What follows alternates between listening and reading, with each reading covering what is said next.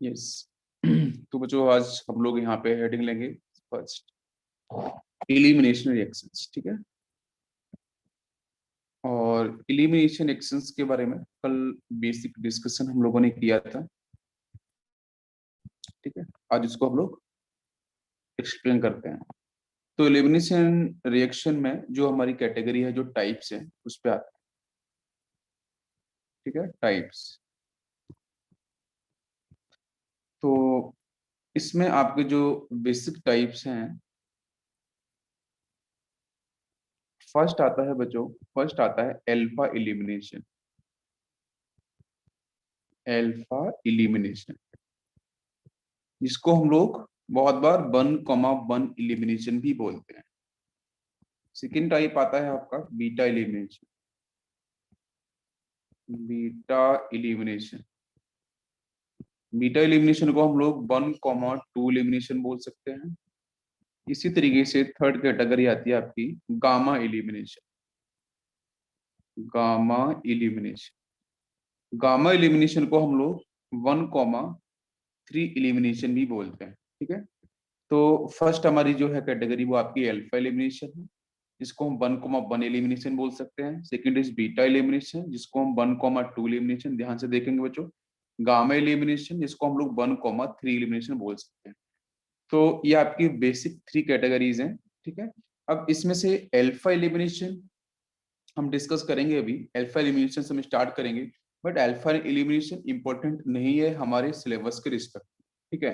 जो सबसे important part है वो आपका है बीटा एलिमिनेशन, ठीक है, ये सबसे इंपॉर्टेंट है। और मैं अगर गामा एलिमिनेशन की बात करूं तो ये भी इंपॉर्टेंट है, बट इतना इंपॉर्टेंट नहीं है जितना बीटा एलिमिनेशन है। तो क्वेश्चंस बीटा एलिमिनेशन से आपके अधिक बनते हैं। लगभग आपके जो 98% जो क्वेश्चंस हैं वो आपके बीटा एलिमिनेशन से ही बनेंगे, अगर क्वेश्चन एलिमिनेशन से आया तो। बाकी बचा हुआ आपका गामा एलिमिनेशन से बन सकता है, ठीक है। और लास्ट में आपका अल्फा एलिमिनेशन। पता होगा मैं सभी के बारे में, but beta elimination according to syllabus JEE mains in advance, ठीक है, ये आपका सबसे इंपॉर्टेंट। तो इसमें जो बीटा एलिमिनेशन है ये फर्दर कैटेगराइज होता है। तो बीटा एलिमिनेशन के अंदर बच्चों फर्दर 3 कैटेगरीज हैं जो आपको ब्रॉडली इंपॉर्टेंट है। जैसे बच्चों हम बात करते हैं, एक तो even elimination, second is E2 elimination, next is even CB, ठीक है, E1CB, ठीक है।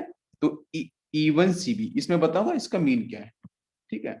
और एक और आता है एक्स्ट्रा, उसको मैं अलग से पढ़ा दूंगा आपको, जिसको हम लोग बोलते हैं EI, ठीक है, इंटरनल और इंट्रा एलिमिनेशन, ठीक है। आई का मतलब बच्चों यहाँ पे है इंट्रा या फिर आपका इंटर, इंटर एलिमिनेशन। E1 का मतलब क्या होगा? वन का मतलब यूनिमोलिकुलर, ठीक है।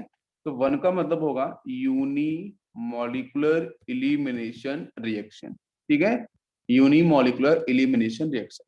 E2 का मतलब क्या होगा? E2 का मतलब होता है बाई मॉलिकुलर एलिमिनेशन रिएक्शन, ठीक है। इसी तरीके से E1CB की बात करते हैं, तो E1CB में वन, वन का मतलब यूनिमोलिकुलर, ठीक है, वन का मतलब है यूनिमोलिकुलर, सीबी का मतलब है कॉन्जुगेट बेस, ठीक है। तो E1CB को हम बोल सकते हैं it is unimolecular conjugate base elimination reaction, unimolecular conjugate base elimination reaction, इसको हम ये बोल सकते हैं। तो एक बार हम लोग इसे समराइज करते हैं टाइप्स को। तो first category is the alpha elimination, second category is the beta elimination, next is gamma elimination. Alpha elimination को हम लोग 1,1 क्यों बोलते हैं, उसके पीछे रीजन है, बिकॉज एक ही पॉइंट से, एक ही कार्बन एटम से, एक ही एटम से आपके 2 पार्ट एलिमिनेट होंगे, ठीक है। 2 पार्ट आपके बाहर जाएंगे, 2 ग्रुप आपके बाहर निकलेंगे, ठीक है। लेकिन वहां पे कार्बन आपका एक ही होगा, मतलब only one side, from one side, only one side से ही आपके जो ग्रुप होंगे वो एलिमिनेट होंगे, बाहर जाएंगे, उसको बोलेंगे हम लोग alpha. That's why we will call 1,1, ठीक है।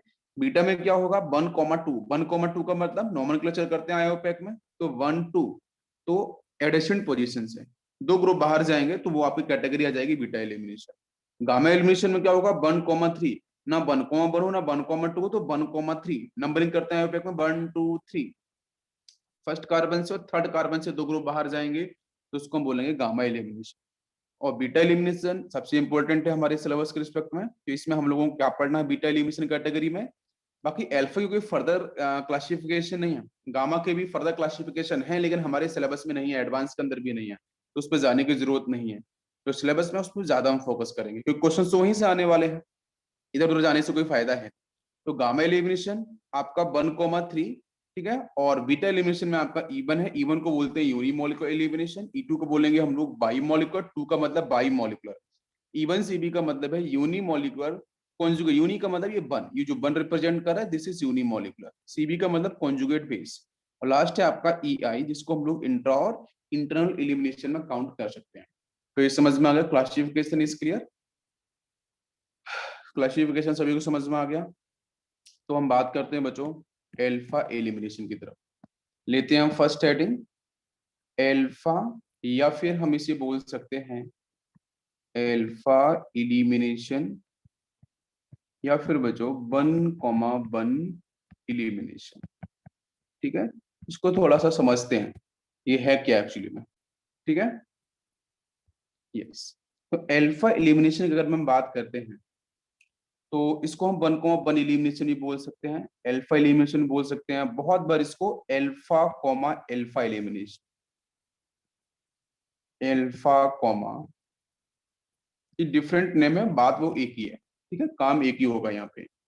ओके, तो एल्फा कॉमा एल्फा एलिमिनेशन में होता क्या है, एक मैं एग्जांपल से समझाता हूँ, बेटर वे आपको एग्जांपल समझ में आएगा। जैसे मैंने यहाँ पे कार्बन लिया है, यहाँ पे हाइड्रोजन लिया है, यहाँ पे क्लोरीन है, दिस इज क्लोरोफॉर्म CaCl3, इसके सामने बच्चों मैंने फॉलो किया है आपका KOH सॉल्यूशन, ठीक है, KOH, it is alcoholic KOH, right, this is alcoholic KOH, not aqueous KOH, और डिफरेंस भी आपको मैंने बता रखा है कि एल्कोहलिक और एक्वस का मतलब क्या है। अगर मैं यहाँ पे एक्वस KOH बोलता हूँ तो फिर से एक बार देख लो आप लोग, ठीक है, पहले भी बताया मैंने, एक्वस KOH में क्या होगा कि यहाँ से OH माइनस रिलीज होगा, और इस OH माइनस में जो नेगेटिव चार्ज ऑक्सीजन का है उसको बच्चों स्टेबल करने के लिए यहाँ पे आपका प्रेजेंट होगा वाटर मॉलिक्यूल, तो वो बनाएगा H बॉन्डिंग, जिससे नेगेटिव चार्ज आपका स्टेबल हो जाएगा। तो उस केस में aqueous KOH will work as a nucleophile, only work as a nucleophile। लेकिन अगर एल्कोहलिक KOH मैंने लिखा है, जैसे यहाँ पे ये लिखा हुआ एल्कोहलिक KOH, तो इसका मतलब क्या होगा कि यहाँ से जो OH माइनस रिलीज होगा उसके सामने बच्चों आएगा यहाँ पे आपका एक एल्कोहल कुछ इस तरीके से, ठीक है, और जो ये नेगेटिव चार्ज किसका है, ऑक्सीजन का, तो यहाँ पे एक बॉन्डिंग आपको मिलेगी, ये हाइड्रोजन बॉन्डिंग, यहाँ पे 2 हाइड्रोजन बॉन्डिंग आपको दिखाई देगी, ठीक है, यहाँ पे ओनली 1 हाइड्रोजन बॉन्डिंग। और आपको पता है कि यहाँ से जो आपका एल्काइल पार्ट है वो इलेक्ट्रॉन रिलीजिंग ग्रुप ही होता है, तो उस केस में आपका देख सकते हो कि यहाँ से नेगेटिव चार्ज पूरी तरीके से स्टेबल नहीं होगा, यहाँ पे electron density as compare to aqueous KOH, ये जो गिवन स्ट्रक्चर है इसके कंपेरिजन में इलेक्ट्रॉन डेंसिटी ज्यादा होगी, तो मतलब ये जो एल्कोहलिक KOH होगा it will work as a base, अगर ये बेस की तरह वर्क करेगा तो डेफिनेटली इलिमिनेशन को सपोर्ट करेगा, right, it will support the elimination. और अगर न्यूक्लियोफाइल की तरह वर्क करेगा तो बड़ा सब्स्टिट्यूशन को सपोर्ट करेगा। क्या आपको मेरी बात समझ में आ रही है? अगर बेस की तरह वर्क करेगा, टर्म समझ लो, aqueous KOH alcoholic, alcoholic KOH का ये स्ट्रक्चर है, इस तरीके से आपको बीकर में दिखाई देगा, एक्वस KOH कुछ इस तरीके से दिखाई देगा। तो एक्वस KOH है वो आपका वर्क करेगा न्यूक्लियोफाइल की तरह, वो न्यूक्लियोफिलिक सब्स्टिट्यूशन को सपोर्ट करेगा। अगर एरो पे एक्वस KOH लिखा है, अगर एल्कोहलिक KOH लिखा है, एल्कलाइन KOH लिखा है, तो it will work as a nucleophile, तो वहां से लगभग आपका elimination, because it will work as base, तो बेस का मतलब वहां पे इलिमिनेशन रिएक्शन को वो सपोर्ट करेगा। क्या आपको मेरी बात समझ में आ रही है? इट इज क्लियर, सभी को समझ में आ गया ये point? Yes, difference is important in aqueous KOH and alcoholic KOH।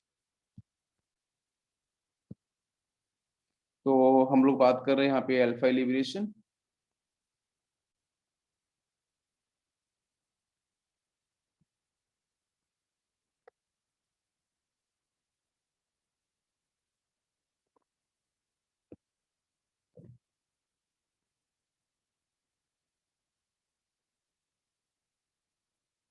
Okay, देखते हैं इसको हम लोग। तो देखते हैं रिएक्शन बच्चों यहाँ पे प्रोसीड कैसे होगी। आपको यहाँ से पता चल रहा है कि यहाँ से ये OH माइनस होगा, करेक्ट, और ये OH माइनस बच्चों एल्कोहलिक है, तो definitely it will work as a base. बच्चों बेस को क्या पसंद होता है? आपको पता है बेस को बेटा H प्लस है, प्रोटॉन, तो आपको पता है कि यहाँ तो सिर्फ एक ही H प्लस साइन दे रखा है या हाइड्रोजन दे रखा है, तो हाइड्रोजन अगर यहाँ से ये बेस अगर इसको एक्सेप्ट करता है H प्लस की फॉर्म में एक्सेप्ट करेगा तो इलेक्ट्रॉन्स को रिलीज करेगा, वो जो नेगेटिव चार्ज आपका नीचे शिफ्ट होगा, जहाँ पे आपके 3 क्लोरीन आपको लगा रखे हैं, वो इसी काम के लिए हैं। ये सारे के सारे वर्क करेंगे इलेक्ट्रॉन विड्रॉइंग ग्रुप की तरीके से, ठीक है।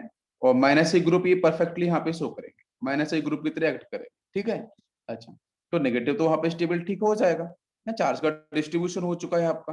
ओके, तो अब यहाँ से क्या होगा कि ये H प्लस बाहर जाएगा, तो ये OH यहाँ से, H प्लस यहाँ से, तो ये तो यहाँ से बन जाएगा आपका वाटर मॉलिक्यूल। सेकेंड यहाँ से क्या बनेगा, सेकेंड अगर बात करते हैं तो ये जो कार्बन होगा, इस कार्बन के साथ आपको मिलेगा यहाँ से chlorine, chlorine and chlorine, negative charge यहाँ पे होगा। अब बेटा क्या होना चाहिए, नेक्स्ट पॉइंट क्या होना चाहिए कि भाई यहाँ से वाटर मॉलिक्यूल्स तो आपका निकल चुका है, वाटर मॉलिक्यूल्स तो आपको यहाँ से रिलीज हो चुका है, करेक्ट है। ओके, अब यहाँ से ये जो 3 क्लोरीन थे, 1 2 3, ऑल 3, तीनों के तीनों वर्क करते हैं बच्चों यहाँ पे लीविंग ग्रुप की तरह, ठीक है। तीनों के तीनों कैसे वर्क करेंगे, लीविंग ग्रुप की तरह वर्क करेंगे, ठीक है, गुड एलजी।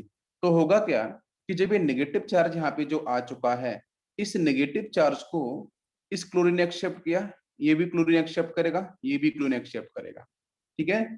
तो यहाँ पे नेगेटिव चार्ज को मिनिमाइज करना है, बिकॉज मॉलिक्यूल्स पे ये जो नेगेटिव चार्ज आया है कार्बन के पास, ये आपका हाइड्रोजन का है, ठीक है, ये हाइड्रोजन आयन का है।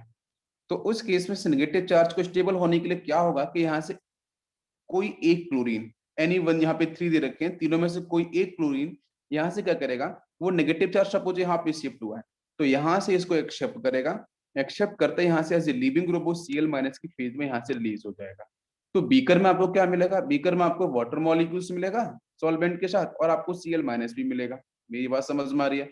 और रिजल्टेंट यहाँ से आपको जो कंपाउंड मिलेगा वो कुछ ही कार्बन होगा, और इसके साथ एक क्लोरीन, 2 क्लोरीन, और बाकी यहाँ पे चार्ज क्या होगा वो इंपॉर्टेंट है। तो नेगेटिव चार्ज तो यहाँ पे लेके गया, बिकॉज Cl तो Cl माइनस की फेज में जाएगा, तो माइनस की फेज में जाएगा। तो यहाँ से क्वेश्चन है कि ये नेगेटिव लेके गया, ये कार्बनिक इलेक्ट्रॉन्स को लेके गया। दो चीजें बता रहा हूँ, ये नेगेटिव क्या है, हाइड्रोजन इलेक्ट्रॉन था, और यहाँ पे अगर देखो, अगर ये इलेक्ट्रॉन्स लेके जाएगा तो कार्बन का बोला जाएगा, अगर इस नेगेटिव को शिफ्ट करेगा तो डिपेंड करेगा कि यहाँ पे मोबिलिटी किसकी बेटर होगी, उसको लेके जाएगा। ये आपको मेरी बात समझ में आ रही है, यहाँ पे मोबिलिटी किसकी अच्छी होगी उसे एक्सेप्ट करेगा। तो मोबिलिटी के बारे में बात करते हैं, तो ये जो नेगेटिव चार्ज आपको दिख रहा है, दिस नेगेटिव, ये नेगेटिव आपका मूव करेगा इस Cl की तरफ। मेरी बात समझ में आ रही है। तो जैसे मूव करेगा तो ये नेगेटिव किसका, हाइड्रोजन इलेक्ट्रॉन है, तो यहाँ से Cl माइनस एलिमिनेट, लेकिन Cl माइनस अपने भी इलेक्ट्रॉन्स को लेके नहीं गया है, तो मतलब ये 2 इलेक्ट्रॉन्स आपको यहाँ पे मिलेंगे सिग्मा वाले, ये 2 इलेक्ट्रॉन्स मिलेंगे, 2 इलेक्ट्रॉन्स आपके बॉन्डेड पेयर में है, तो इसका मतलब यहाँ से कार्बन जनरेट होगा, ठीक है, क्या जनरेट होगा, कार्बन।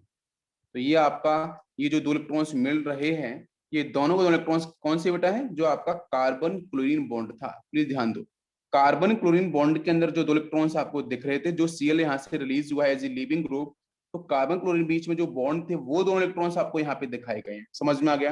ये नेगेटिव तो बच्चों नीचे, बिकॉज नेगेटिव की मोबिलिटी ज्यादा होती है, तो नेगेटिव फटाक से Cl की तरफ पहुंच जाएगा, ठीक है। लेकिन वो Cl नेगेटिव पे जैसे इलेक्ट्रॉन डेंसिटी इंक्रीज होगी, वो यहाँ से एलिमिनेट होगा, वो तुरंत आपका बाहर जाएगा, और बाहर जाते ही यहाँ से कार्बन क्लोरीन के जो बीच की दो आपके जो एक सिंगल बॉन्ड है, जहाँ पे 2 इलेक्ट्रॉन्स आपको मिलेंगे, वो इलेक्ट्रॉन्स यहाँ पे आपको दिखाई देंगे। क्या आपको मेरी बात समझ में आ रही है। तो यहाँ से कार्बीन का फॉर्मेशन हो जाएगा, this is carbene, it is clear. इसका नाम होगा डाइक्लोरोकार्बीन। क्या नाम होगा इसका, डाइक्लोरोकार्बीन। 2 क्लोरीन है तो हम बोल सकते हैं इट इज डाइक्लोरोकार्बीन। यहाँ तक समझ में आ गया सभी को, यस।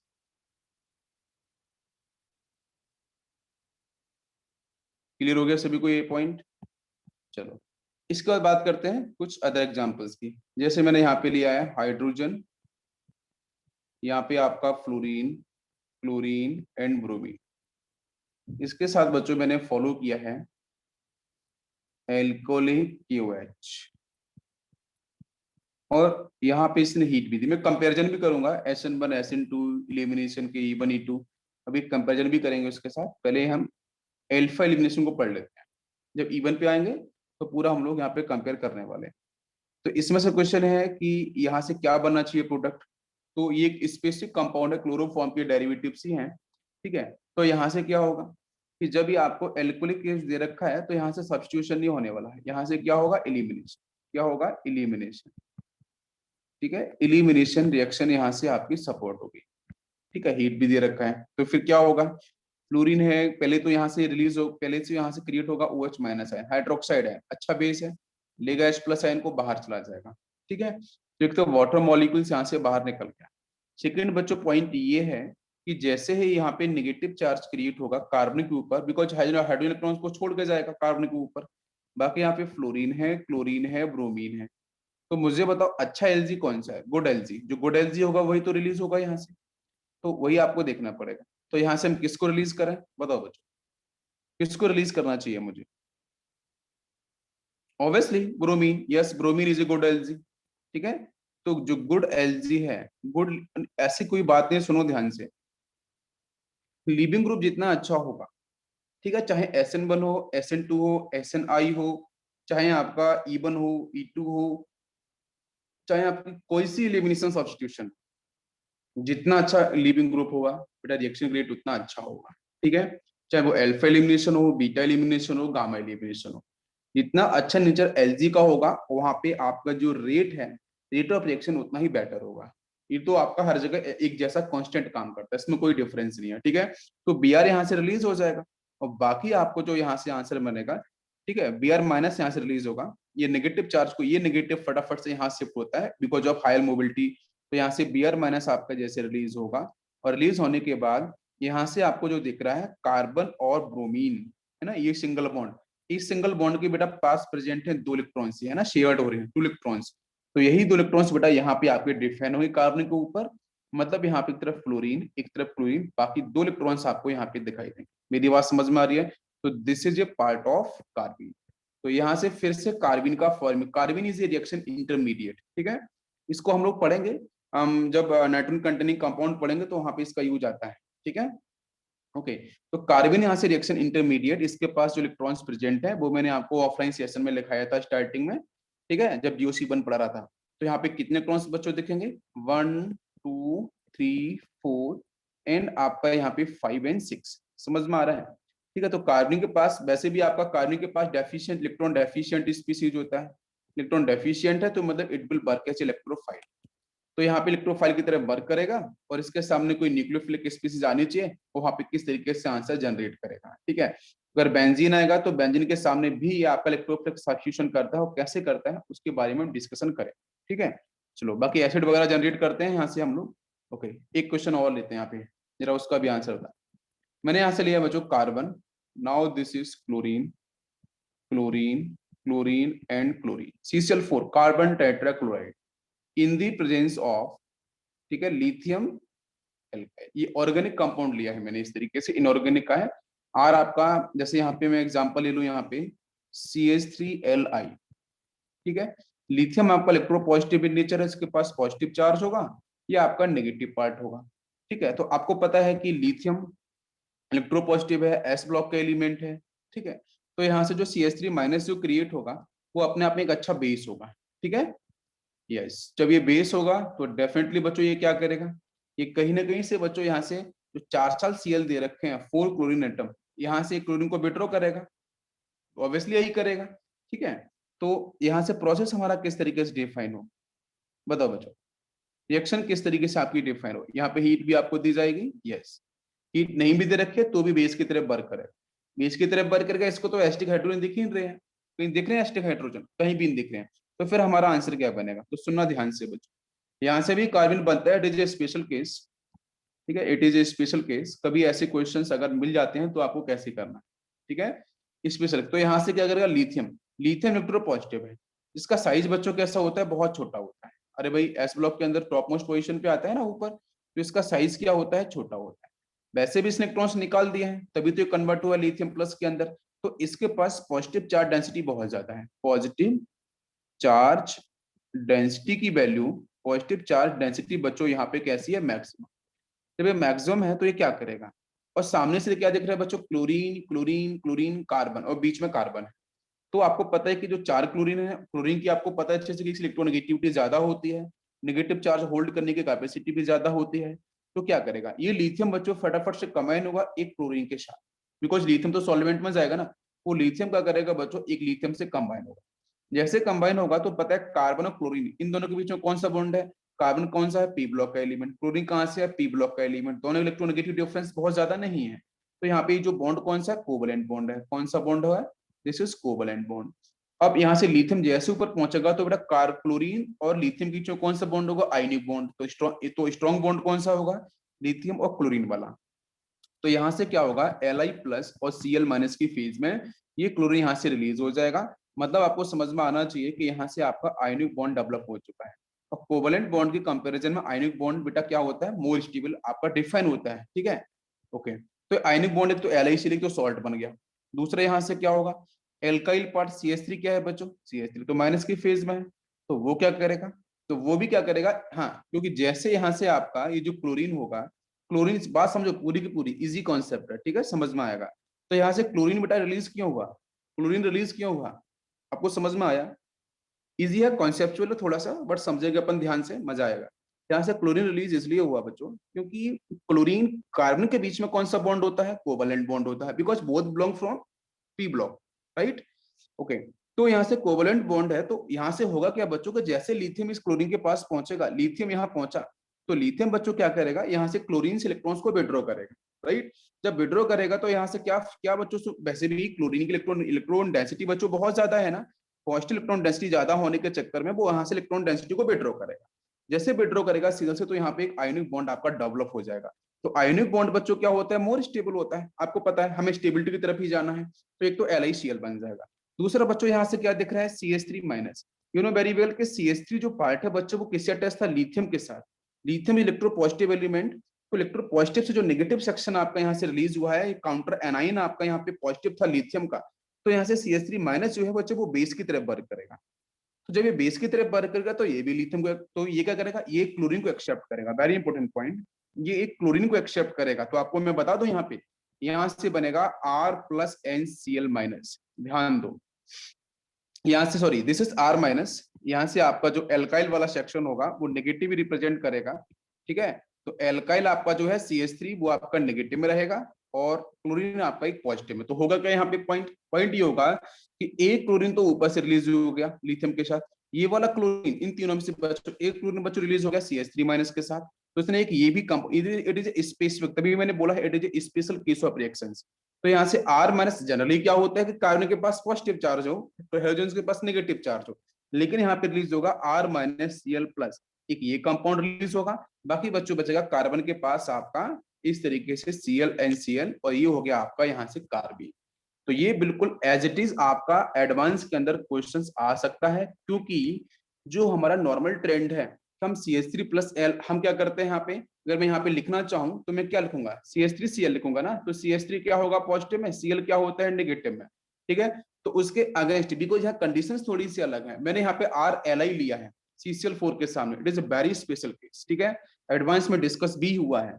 तो यहाँ से क्या रिलीज होना है, इंपॉर्टेंट पॉइंट इज दिस, जिसको मैं रेड कलर से ब्रैकेट कर रहा हूँ। तो ये हमारा इंपॉर्टेंट पॉइंट है कार्बीन, आपको कार्बीन निकालना है, this carbene is a reaction intermediate. अब इसके सामने बेंजीन आ जाए या बच्चों कोई भी न्यूक्लियोफिलिक स्पीसीज आ जाए, उसके ऊपर फटाक से अटैक कर, अगर बेंजीन आएगा तो इलेक्ट्रोफिलिक सब्स्टिट्यूशन करेगा, अगर कोई नॉर्मल एल्कीन वगैरह आता है तो उसके साथ उसी तरीके से एक्शन परफॉर्म करेगा और आंसर आपका फॉर्म करेगा, इलेक्ट्रोफिलिक एडिशन एक्शन वगैरह परफॉर्म करेगा। क्या सभी को मेरी बात समझ में आई, इट इज क्लियर, परफेक्ट। यहाँ तक हम 1,1 एलिमिनेशन की बात कर रहे हैं।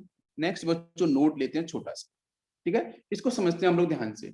एक छोटा सा कॉन्सेप्ट मैं यहाँ पे लिखने वाला हूँ, आई होप आपको समझ में आ जाएगा, बहुत छोटा सा कॉन्सेप्ट है, वो कॉन्सेप्ट बच्चों ऑर्गेनिक केमिस्ट्री में बहुत जगह वर्क करता है, ठीक है। तो देखते हैं नोट के अंदर फर्स्ट पॉइंट मैंने बच्चों यहाँ पे लिखा है हाइड्रोलिसिस।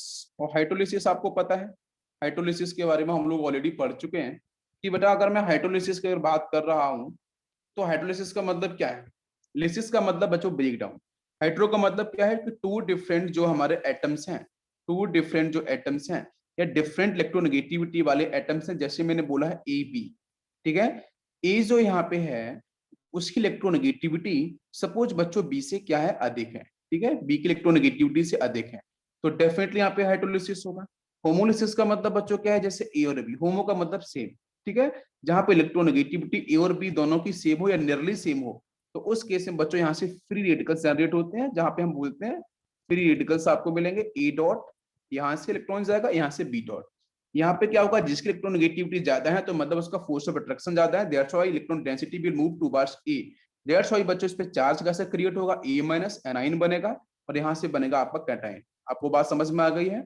हम लोग पहले भी ऑफलाइन सेशन में डिस्कस किए थे। यस, तो हाइड्रोलिसिस जब भी बेटा होगा, प्लीज लिसन केयरफुली, जब हाइड्रोलिसिस जब भी होगा तो मैं बोलूंगा हाइड्रोलिसिस ऑलवेज फॉर्म सिंगलेट, ठीक है, ऑलवेज फॉर्म सिंगलेट कार्बीन, ठीक है, ऑलवेज फॉर्म सिंगलेट कार्बीन, ठीक है। तो हाइड्रोलिसिस क्लीवेज जब भी होगा, समझ लो ध्यान से, हाइड्रोलिसिस क्लीवेज जब भी होगा तो हमेशा बच्चों वहां से सिंगलेट कार्बन का फॉर्मेशन होगा। इसके साथ मैं बात करता हूं, अगर बेटा यहाँ पे होता है homolysis cleavage, next is homolysis cleavage. जब भी होमोलिसिस क्लीवेज होगा तो उस केस में मैं यहाँ पे लिख रहा हूं always form triplet carbon, always form triplet carbon, ठीक है। ये ट्रिपलेट कार्बन का फॉर्मेशन हमेशा हो। तो ये पॉइंट आपका इंपॉर्टेंट है, ठीक है, ये पॉइंट सबसे इंपॉर्टेंट, ये दोनों ही पॉइंट इंपॉर्टेंट है अगर आप चाहते हो आईआईटी के अंदर एडमिशन लेना। लिसन केयरफुली, ठीक है, अगर आप चाहते हो आईआईटी बॉम्बे के अंदर जाना तो आपको ये सब जानना पड़ेगा, अच्छे से समझना पड़ेगा। केमिस्ट्री डिफिकल्ट नहीं आती है, कॉन्सेप्चुअल आती है, ठीक है। यस, वेरी इंपॉर्टेंट, ठीक है।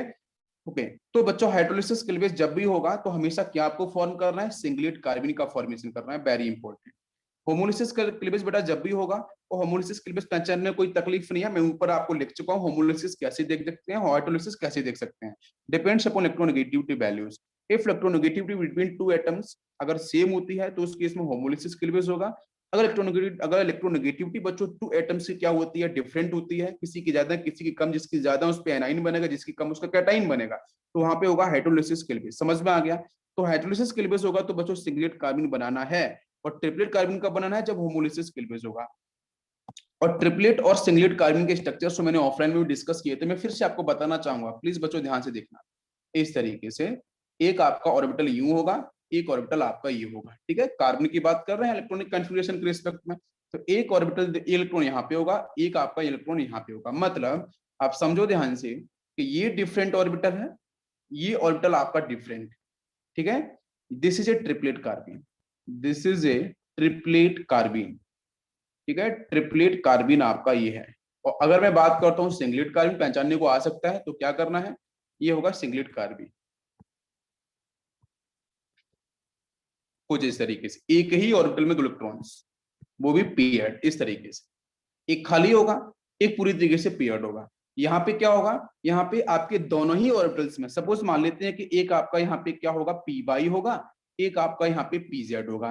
बिकॉज बच्चों पता है कार्बन का जो कॉन्फ़िगरेशन उसमें एक एस होगा, एक पी होगा, P x P by P Z, चार इलेक्ट्रॉन्स होते हैं ना, एक एस के साथ होता है, एक पी एक्स होता है, पी बाई होता है, पी जेड होता है। तो यहाँ पे दो बॉन्ड तो ऑलरेडी दिख रहे हैं, तो कार्बन के इलेक्ट्रॉन्स तो बच्चों यूजली आपके यहाँ पे क्या हो रहे हैं, पार्टिसिपेट कर रहे हैं। तो एस वाला, एक आपका पी एक्स वाला, पी बाई पी जेड वाले दो ऑर्बिटल्स खाली थे, तो उसमें एक एक इलेक्ट्रॉन्स आपको देखने को मिलेगा। This is singlet, this is triplet carbon, ठीक है। और सिंगलेट कार्बन यहाँ पे कैसे होगा, एक ही ऑर्बिटल में, ये आपका वेकेंट होगा। मतलब मान लेते हैं कि यहाँ पे सपोज एस पार्टिसिपेट किया है, यहाँ पे आपका पीएक्स पार्टिसिपेट किया है, ये आपका यहाँ से पी बाई आपका यहाँ से वेकेंट है, और ये आपका यहाँ से है पीजेड। तो पीजेड मतलब एक ही ऑर्बिटल्स में दो इलेक्ट्रॉन्स पेयर्ड होंगे। समझ में आ गया? This is called singlet carbon, इसको हम बोलते हैं सिंगलेट कार्बन। आ गया समझ में? Structure is clear, more than enough बता दिया मैंने आपको। एल्फा एलिमिनेशन को लेकर, एल्फा एलिमिनेशन को लेकर मैंने मोर देन सफिशिएंट आपको यहाँ पे बता, इसमें कोई डाउट नहीं। एक छोटा सा क्वेश्चन लेते हैं प्रीवियस ईयर का, ठीक है, जरा उसका आंसर करना। एक छोटा सा क्वेश्चन है बच्चों प्रीवियस ईयर का, जेई एडवांस का क्वेश्चन है, ठीक है, JEE advance previous year question है, जरा उसका आंसर करना। आई होप आंसर कर पाओगे इतने कॉन्सेप्ट समझने के बाद। देखो क्वेश्चन कुछ ये है, कार्बन डबल बॉन्ड कार्बन, इसका आइसोटोपिक फॉर्म है 14, यहाँ पे फिक्स किया है, ये आपका R2 है, यहाँ पे आपका ये R1 है, यहाँ पे हाइड्रोजन है, और यहाँ पे लगा कर दिया बच्चों उन्होंने ब्रोमीन, ठीक है। और यस, और इसके साथ उन्होंने यहाँ पे फॉलो किया है एक स्ट्रक्चर, यस, कुछ इस तरीके से, इट इज ए नाइट्रोजन, और यहाँ पे आपका ये रिंग है, यस, और ये एरोमेटिक सेक्शन है, यहाँ पे इसके पास लॉन पेयर्स, बाकी ये कुछ इस तरीके से, ठीक है। और पूछा गया है यहाँ पे कि जो प्रोडक्ट फॉर्म होगा वो क्या होगा, ठीक है, प्रोडक्ट फॉर्म होगा वो क्या होगा। सॉल्व करो इसको। देखो बच्चों,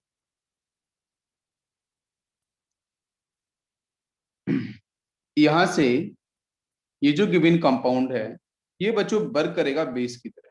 आप देख लो ध्यान से, यहाँ पे नाइट्रोजन के पास बच्चों लोन पेयर, आपने आपने पाइडीन और पीडीन के बारे में पढ़ा है, ठीक है, पाइडीन के बारे में पढ़ा है। तो यहाँ पे आप देख सकते हो कि ये जो लोन पेयर है भाई क्या होगा, ये जो आपको मैंने रिंग मैंने बनाकर दिया है एरोमेटिक सेक्शन, ठीक है, अंदर आपको पाइलेक्ट्रॉन्स कुछ इस तरीके से आपको दिखाई देंगे।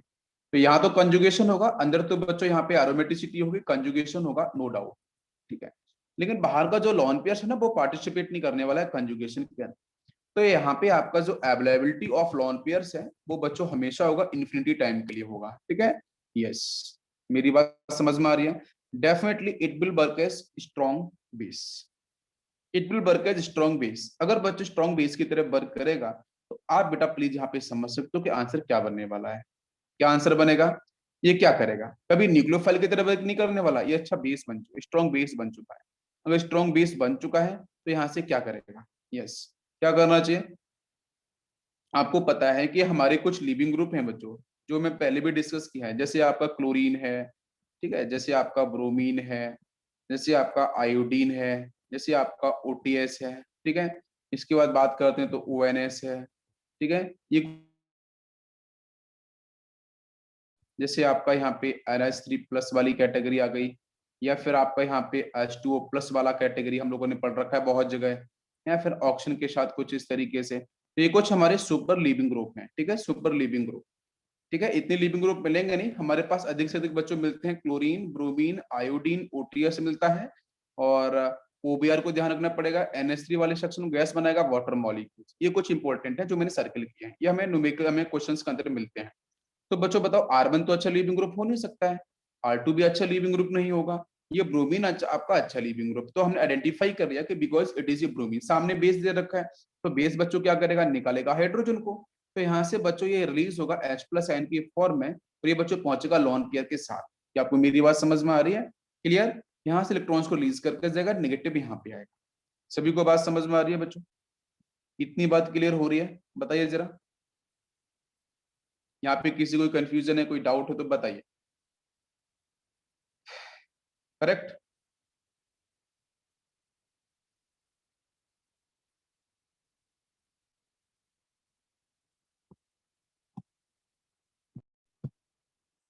देखो मैं एक बार फिर से बताता हूँ, यहाँ पे आपका ये जो गिवन कंपाउंड है ना, ये आपका बेस की तरह वर्क करेगा, ठीक है, बिकॉज उसके पास लॉन पेयर्स की अवेलेबिलिटी है। तो कोई भी कंपाउंड अच्छे बेस वो होते हैं ना जिनके पास लॉन पेयर्स आपको दिखाई देता है, ठीक है, यस। तो इसके बाद यहाँ से क्या होगा बेटा, ये निकालेगा यहाँ से आपका हाइड्रोजन, उसको रिलीज करेगा, ठीक है, ओके। और यहाँ से फिर क्या होगा कि ये जो ब्रोमीन है ये भी लिविंग ग्रुप है, राइट, ये नेगेटिव चार्ज को लेकर बाहर निकल जाएगा, समझ में आ गया, यस, नेगेटिव चार्ज को लेके बाहर निकल गया। निकलने के बाद यहाँ से क्या बनाया, कार्बन, यहाँ से आपका R1, ये आपका R2 part, double bond carbon, इसके पास बच्चों होंगे 2 इलेक्ट्रॉन्स, ठीक है, यही तो बनेगा, और यही तो स्पीसीज बनेगी कुछ कार्बन की तरह, और यही तो बच्चों बनेगा, ठीक है, 2 इलेक्ट्रॉन्स आपको यहाँ मिल जाएंगे। ये जो दोनों के 2 इलेक्ट्रॉन्स हैं यहाँ पे कार्बन और ब्रोमीन, कार्बन जो ब्रोमीन बॉन्ड था ना, इसके पास 2 इलेक्ट्रॉन्स आपके शेयर्ड हो रहे थे, यही 2 इलेक्ट्रॉन्स आपको यहाँ पे दिखाई, समझ में आ गया, यही दोनों इलेक्ट्रॉन्स आपको यहाँ पे दिखाई दे रहे हैं, क्लियर। अब क्या होगा, अब बच्चों यहाँ पे होता है रीअरेंजमेंट, ये थोड़ा सा इंपॉर्टेंट कॉन्सेप्ट है, यहाँ पे एक रीअरेंजमेंट होता है, ठीक है, यस, यहाँ पे होगा बच्चों ये मॉलिक्यूल्स करेगा रीअरेंजमेंट, और रीअरेंजमेंट में किस तरीके से होगा सुनना ध्यान से। यहाँ से ये जो एल्काइल, ये जो आपका R1 और R2, ठीक है, जिनमें से हाँ, अब R1 और R2 में से मान लेते हैं बच्चों कि R1 की मैग्नेटिक पावर अच्छी है आपकी R2, और मैग्नेटिक पावर का सीक्वेंस आपको पता है ऑलरेडी। तो R1 की मैग्नेटिक पावर अच्छी है, तो R1 बच्चों यहाँ से रिलेशन होंगे, बिकॉज यहाँ पे 2 इलेक्ट्रॉन्स कैसे हैं बच्चों, ये आपके इलेक्ट्रॉन्स कैसे हैं भाई, पेयर्ड जैसे सेक्शन में दिख रहे हैं, पेयर्ड जैसे। अब हुआ क्या था कि कार्बन और ब्रोमीन, कार्बन और ब्रोमीन, यहाँ से ब्रोमीन तो बच्चों नेगेटिव चार्ज को लेके बाहर गया ना, आपको मेरी बात समझ में आ रही है, तो ब्रोमीन तो बाहर चला गया ना, लेकिन अपने इलेक्ट्रॉन्स को छोड़ गए, दोनों इलेक्ट्रॉन्स बच्चों किसके थे, एक कार्बन का था एक ब्रोमीन का था, ये बात आपको समझनी पड़ेगी। यहाँ जो 2 इलेक्ट्रॉन्स दिख रहे हैं ना, एक इलेक्ट्रॉन कार्बन का है, एक आपके ब्रोमीन का है। तो क्या समझ में आ रहा है? समझ में मुझे ये आ रहा है, ये दोनों ही इलेक्ट्रॉन्स कैसे हैं बच्चों? डिफरेंट ऑर्बिटल्स के हैं। अरे भाई कार्बन और ब्रोमीन, है ना? कार्बन बच्चों बिलोंग करता है सेकंड पीरियड से, मेरी बात समझ में आ रही है? क्लोरीन बिलोंग करता है सेकंड पीरियड से, क्लोरीन बिलोंग करता है थर्ड पीरियड से, ये बिलोंग करता है फोर्थ पीरियड से। It is clear? तो ये फोर्थ पीरियड का है, ये बच्चों आपके सेकंड पीरियड का है। तो दोनों के ऑर्बिटल्स भी बच्चों डिफरेंट होंगे ना, ये बात समझ में आ रही है? NH2 NP NP आपका डिफरेंट होगा, ये बात दोनों क्लियर है? या तो डिफरेंट ऑर्बिटल्स के हैं। तो मतलब ये जो कार्बिन होगा ना, अभी जस्ट मैंने आपको बताया भी था कि होमोलिसिस और हाइड्रोलिसिस। तो होमोलिसिस और हाइड्रोलिसिस के रूल्स मैंने बताया था कि यहाँ पे बच्चों कौन सा क्लीवेज हुआ है। लगभग हम बोल सकते हैं कि भाई दो डिफरेंट एटम्स इलेक्ट्रोनेगेटिव डिफरेंट, तो हाइड्रोलिटिक क्लीवेज होगा। तो ये कौन सा कार्बिन? सिंगलेट कार्बिन होगा। कौन सा होगा? सिंगलेट कार्बिन आपको देखने को मिलेगा। तो अब होगा कुछ यूं कि बेटा अगर R1 और R2 जिसमें से मैग्नेटिक पावर जिसकी अच्छी होगी वो यहां से शिफ्ट करेगा, वो यहां से रिलीज होगा, यहां से रिलीज कुछ इस डायरेक्शन के अंदर। बात समझ में आ रही है? ये पूरा का पूरा ग्रुप यहां से निकला और इस तरफ शिफ्ट हो गया, और शिफ्ट होने के बाद यहाँ पे छोड़ के गया बच्चों पॉजिटिव चार्ज। ये बात समझना ध्यान से, ठीक है? अब इसमें से क्या होगा कि जो फ्री रेडिकल्स आपको दिख रहे हैं इलेक्ट्रॉन्स जो दिख रहे हैं, इलेक्ट्रॉन्स में से इलेक्ट्रॉन आपका इधर शेयर होगा, एक आपका वहीं पे रहेगा। तो ये स्पीसीज कन्वर्ट होती है कार्बन इस तरीके से। यहाँ पे आपका R2 बचा है, यहाँ पे आपका R1 पहुंच चुका है, वन इलेक्ट्रॉन यहाँ पे होगा, इलेक्ट्रॉन आपका यहाँ पे होगा। वो दोनों बच्चों यहाँ पे पेयर्ड हो जाएंगे। पेयर्ड होने के बाद जो रिजल्टेंट आंसर होगा वो आपका बन जाएगा एल्काइन। क्या बनेगा? Alkyne is the resultant answer. ये एडवांस क्वेश्चन था प्रीवियस ईयर का। तो एल्काइन यहां से आपका फॉर्मूला। यस। अब इसके बाद बच्चों हम लोग बात करते हैं alpha elimination, more than sufficient हो गया है। अब बच्चों हम लोग बात करने वाले हैं alpha beta elimination. Next heading है हमारी alpha beta elimination. Alpha beta elimination को बच्चों हम लोग 1,2 एलिमिनेशन भी हम लोग बोलते हैं, ठीक है? 1,2 एलिमिनेशन। तो अब ये जो आपका अल्फा बीटा एलिमिनेशन है, नो डाउट एलिमिनेशन वाला सेक्शन है। तो बच्चों मुझे चाहिए हाई टेम्परेचर। क्या चाहिए मुझे? हाई टेम्परेचर चाहिए, ठीक है? तो हम बात करते हैं पहले इवन एलिमिनेशन को लेके। तो इवन एलिमिनेशन को हम इवन E2 इवन CB तीनों को मैं रिप्रेजेंट करूंगा। तो इवन एलिमिनेशन को थोड़ा सा समझते हैं, एक ओवरव्यू लेते हैं। जैसे बच्चों कार्बन है, यहाँ पे कार्बन है, यहाँ पे हाइड्रोजन है, और यहाँ पे आपका एक इस तरीके से लिविंग ग्रुप प्रेजेंट, ठीक? यहाँ से बच्चों लिविंग ग्रुप आपका यहाँ से रिलीज हुआ है, और ये रिलीज हुआ है बच्चों एक्स माइनस की फेज में, इलेक्ट्रॉन्स को एक्सेप्ट किया है इसने, ठीक है? समझ में आ गया होगा? अच्छा, जैसे एक्सेप्ट किया तो बच्चों यहाँ से क्या बनेगा? ये आपका हाइड्रोजन। मैं मैकेनिज्म नहीं बता रहा हूँ, मैं थोड़ा सा कॉन्सेप्ट आपको बता रहा हूँ, या समझना ध्यान से, ठीक है? अच्छा, इसके बाद बच्चों क्या हुआ? यहाँ से जो हाइड्रोजन है उसने अपने इलेक्ट्रॉन्स को यहाँ पे रिलीज किया है, और ये बच्चों हो गया यहाँ से रिलीज, ठीक है? H+ की फेज में, करेक्ट है? तो यहाँ से बच्चों बन गया है कार्बन डबल बॉन्ड कार्बन, ठीक है? तो इवन एलिमिनेशन को मैंने थोड़ी एक ओवरव्यू दे रहा हूँ, इसके मैकेनिज्म को बताऊंगा मैं अभी, पहले ओवरव्यू ले लेते हैं। नेक्स्ट बात करते हैं E2। E2 में क्या होगा? अब हुआ क्या है कि इवन के अंदर बच्चों यहाँ से मिला है कार्बोकैटायन, ठीक है? तो इवन मैकेनिज्म बच्चों लगभग मैच करता है बच्चों SN1 की तरह, लेकिन मैं डिफरेंस बताऊंगा इवन SN1 कहाँ पे काम करता है अलग अलग। तो इवन के अंदर कार्बोकटाइन बना था, याद करो, 2 स्टेप प्रोसेस थी। फर्स्ट में कार्बोकटाइन, सेकंड में आपके अटैक हो रहा था, ठीक है, न्यूक्लियोफाइल्स का। यस, यहाँ पे बच्चों पहली स्टेप में कार्बोकटाइंस होगा, तो आपको प्लीज समझना पड़ेगा, ठीक है? तो कार्बोकटाइंस यहाँ पे बनता है रिएक्शन इंटरमीडिएट, बाकी यहाँ से फिर बच्चों रिलीज होगा H+ आयन, ठीक है? अच्छा, नेक्स्ट E2 की बात करें। E2 में सब कुछ एक साथ होता है, ठीक है? ओनली एट ए टाइम, सब कुछ एक साथ। यहाँ पे हाइड्रोजन है, यहाँ पे लिविंग ग्रुप है, और इसके साथ बच्चों यहाँ से इसको हीट दी जाएगी, और हीट देने के साथ यहाँ से क्या होगा? बेस भी हम लोग यूज करते हैं, यहाँ पे स्ट्रॉन्ग बेस भी यूज करेंगे। यहाँ से आपका जो X है ना लिविंग ग्रुप, ये भी बाहर जाएगा, हाइड्रोजन इलेक्ट्रॉन्स को छोड़ेगा, एक साथ प्रोसेस होता है पूरा का पूरा। तो यहाँ से आपको मिलता है carbon double bond carbon. Product आपको सेम मिलेंगे, लेकिन यहाँ पे एक इंस्टेंट में एक ही बार में पूरा रिएक्शन आपका प्रोसीड होता है, 2 बार में प्रोसीड नहीं होता है, ठीक है? इसी तरीके से अगर मैं इवन CB के बारे में बताऊं, ठीक है, इवन CB के बारे में, यूनिमोलिकुलर कॉन्जुगेट बेस। तो यहाँ पे CB का मतलब कॉन्जुगेट बेस, जैसे यहाँ पे कंपाउंड दे रखा है like this is X and now this is hydrogen. तो यहाँ से बड़ा पॉइंट कुछ यूं होता है कि सबसे पहले ये जो हाइड्रोजन है ना ये रिलीज होता है। तो हाइड्रोजन यहाँ से H+ की फर्स्ट फेज में रिलीज होगा, नो डाउट। X आपका यहाँ पे लीविंग ग्रुप है, मैं कंडीशन चेंज करके बताऊंगा, पहले इवन CB को समझ लो होता क्या है थोड़ा सा कॉन्सेप्ट। सबसे फर्स्ट फर्स्ट आपका यहाँ से H+ आयन रिलीज होगा तो बने कॉन्जुगेट बेस।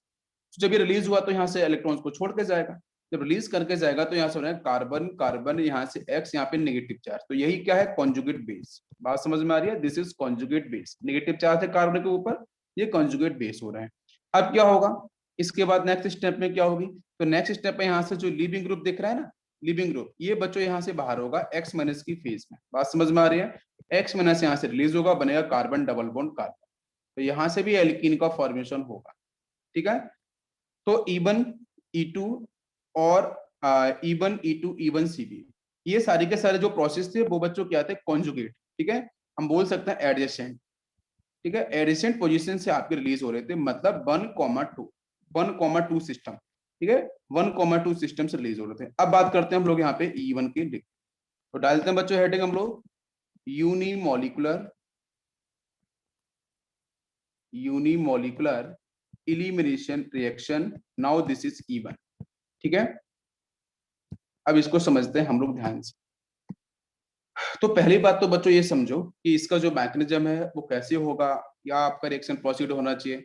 तो यूनिमोलिकुलर जो आपका रिएक्शन है, इलिमिनेशन रिएक्शन, इसके अंदर बच्चों हम लोग यूज करते हैं वीक बेस। ये यूज करते हैं, वीक बेस यूज करते हैं। वीक बेस जैसे बच्चों, जैसे आपका CH3OH हो गया, जैसे आपका वाटर मॉलिक्यूल हो गया इसके साथ, जैसे आपका यहाँ पे C2H5OH हो गया। ठीक है, ये सारे के सारे आपके वीक बेस कैटेगरी में आते हैं। ठीक है, तो पहली बार समझ लो, हम लोग यहाँ पे यूनिमोलिकुलर एलिमिनेशन रिएक्शन के अंदर हम लोग वीक बेस यूज करते हैं। ठीक है, तो देखते हैं, एक एग्जांपल लेते हैं। जैसे लिया है मैंने RCH, यहाँ पे X part, now this is CH3। इसके सामने बच्चों मैंने फॉलो किया है एक बेस, इन्हीं में से हम फॉलो कर सकते हैं। ठीक है, इनको मैंने फॉलो किया है। तो यहाँ से पहली जो स्टेप होती है वो आपकी होती है RDS, रेट डिटरमाइनिंग स्टेप। ठीक है, और यहाँ से क्या होगा, ये जो एक्स है लिविंग ग्रुप है, ये आपका लिविंग ग्रुप है, एक्स यहाँ से आपका रिलीज होगा, तो ये जाएगा एक्स माइनस की फेज में, यहाँ से रिलीज हो गया। और रिलीज होते ही बच्चों यहाँ पे क्या होगा, इस कार्बन पे आपका पॉजिटिव चार्ज डेवलप होगा, बिकॉज वो इलेक्ट्रॉन्स था, वो बेटा कार्बन इलेक्ट्रॉन्स एक्स लेके गया है ना, तभी तो एक्स माइनस हुआ है। नेगेटिव चार्ज किसका है, ये आपके कार्बन का इलेक्ट्रॉन है। तो यहाँ से होगा RCH+, और इधर आपको दिखाई देगा CH3। समझ में आ गया, तो ये बच्चों बन गया है यहाँ से आपका कार्बोकैटायन। अब इसको यूं समझो, वीक बेस थे, तो वीक बेस बच्चों इतना तो स्ट्रांग होते ही नहीं कि वो फटाफट अटैक करता है पॉजिटिव के साथ। तो पॉजिटिव पहले बनेगा, बनने के बाद वो अटैक करेंगे चीजें। मेरी बात समझ में आ रही है, इट इज क्लियर। ठीक है, बिकॉज ये वीक है, तो यहाँ से बन चुका कार्बोकैटायन फॉर्मेशन। अब कार्बोकैटायन फॉर्मेशन हो चुका, तो मान लेते हैं बेटा आपका ये अल्फा है, ये मान लेते हैं बीटा है। भाई जहां से आपका लिविंग ग्रुप अटैच होता है जिस कार्बन से, वो अल्फा होता है ना, एडिशेंट वाले आपके बीटा होते हैं। इधर एल्काइल पार्ट है, तो इधर ये अगर आपका ये बीटा 1 होगा तो इसको हम बीटा 2 मान सकते हैं। ठीक है, तो मैंने इधर वाले को बीटा मान लिया। तो यहाँ से फिर बेटा रीअरेंजमेंट भी होगा, तो ध्यान रखना E1 के अंदर जब कार्बोकैटायन बनेगा लिविंग ग्रुप के बाहर जाने के बाद, जो कार्बोकैटायन बनेगा उसका रीअरेंजमेंट भी होता है, ये भी आपको ध्यान रखना है।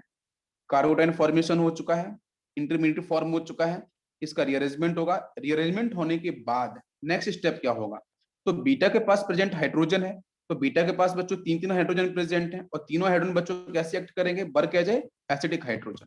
कैसे वर्क करेंगे, एसिडिक हाइड्रोजन, क्यों, ये पॉजिटिव को स्टेबल करना चाहेंगे। तो यहाँ से बच्चों क्या होगा, इसको मैं थोड़ा इस तरीके से यहाँ पे रिप्रेजेंट कर देता हूँ तीनों के तीनों हाइड्रोजन को, जिससे आपको यहाँ पे समझ में आएगा। ये आपका CH2 है, यहाँ पे हाइड्रोजन है, इलेक्ट्रॉन्स को बेटा यहाँ पे रिलीज करेगा, और जैसे रिलीज करेगा तो यहाँ से बनेगा RCH, और now this is double bond and आपका ये CH2। ठीक है, हाइड्रोजन ने अपने हाइड्रोजन इलेक्ट्रॉन तो है ही, कार्बन का इलेक्ट्रॉन है, दोनों एक साथ शेयर्ड हुए इलेक्ट्रॉन्स, तो यहाँ से डबल बॉन्ड का फॉर्मेशन हो चुका। मेरी बात समझ में आई है, ओके। अब होगा क्या कि जो वीक बेस है, अब वीक बेस यहाँ पे जब इंट्रोड्यूस होगा, तो वही वीक बेस बच्चों की वीक इलेक्ट्रोलाइट क्या करेगा, वीक इलेक्ट्रोलाइट बेटा ये जो हाइड्रोजन आयन है ना, इसको रिलीज करने में, इसको विड्रॉ करने में, इसको बाहर निकलने में मदद करेगा। ठीक है, तो वीक बेस बच्चों H+ आयन को बाहर निकालेगा, वो इसको बाहर लेके जाएगा, जो हाइड्रोजन इलेक्ट्रॉन्स को छोड़ देगा। जब आपको अल्फा पोजीशन पे है आपके पॉजिटिव चार्ज है, तो यहाँ से फाइनली आपको मिल जाएगा ये एल्कीन। तो जरा मैं समराइज करता हूँ, पहली स्टेप में क्या हुआ, लिविंग ग्रुप बाहर गया, RDS आपकी वहां पे डिफाइन होगी, कार्बोकैटायन बनेगा, रिअरेंजमेंट होगा, फिर उसके बाद आपका वीक बेस अटैक करेगा, निकालेगा आपके बीटा पोजीशन से क्या, हाइड्रोजन को, और रिलीज करने के बाद वहां से डबल बॉन्ड आपका फॉर्म हो जाएगा। ठीक है, तो फाइनली आपके बन चुके यहाँ से alkene. It is clear. Weak base के साथ आपको हीट भी दी जाएगी, बिकॉज ये एलिमिनेशन वाला सेक्शन, हीट आपकी इंपॉर्टेंट है, बिकॉज एसन के अंदर हम लोग कभी भी हीट यूज नहीं करते हैं।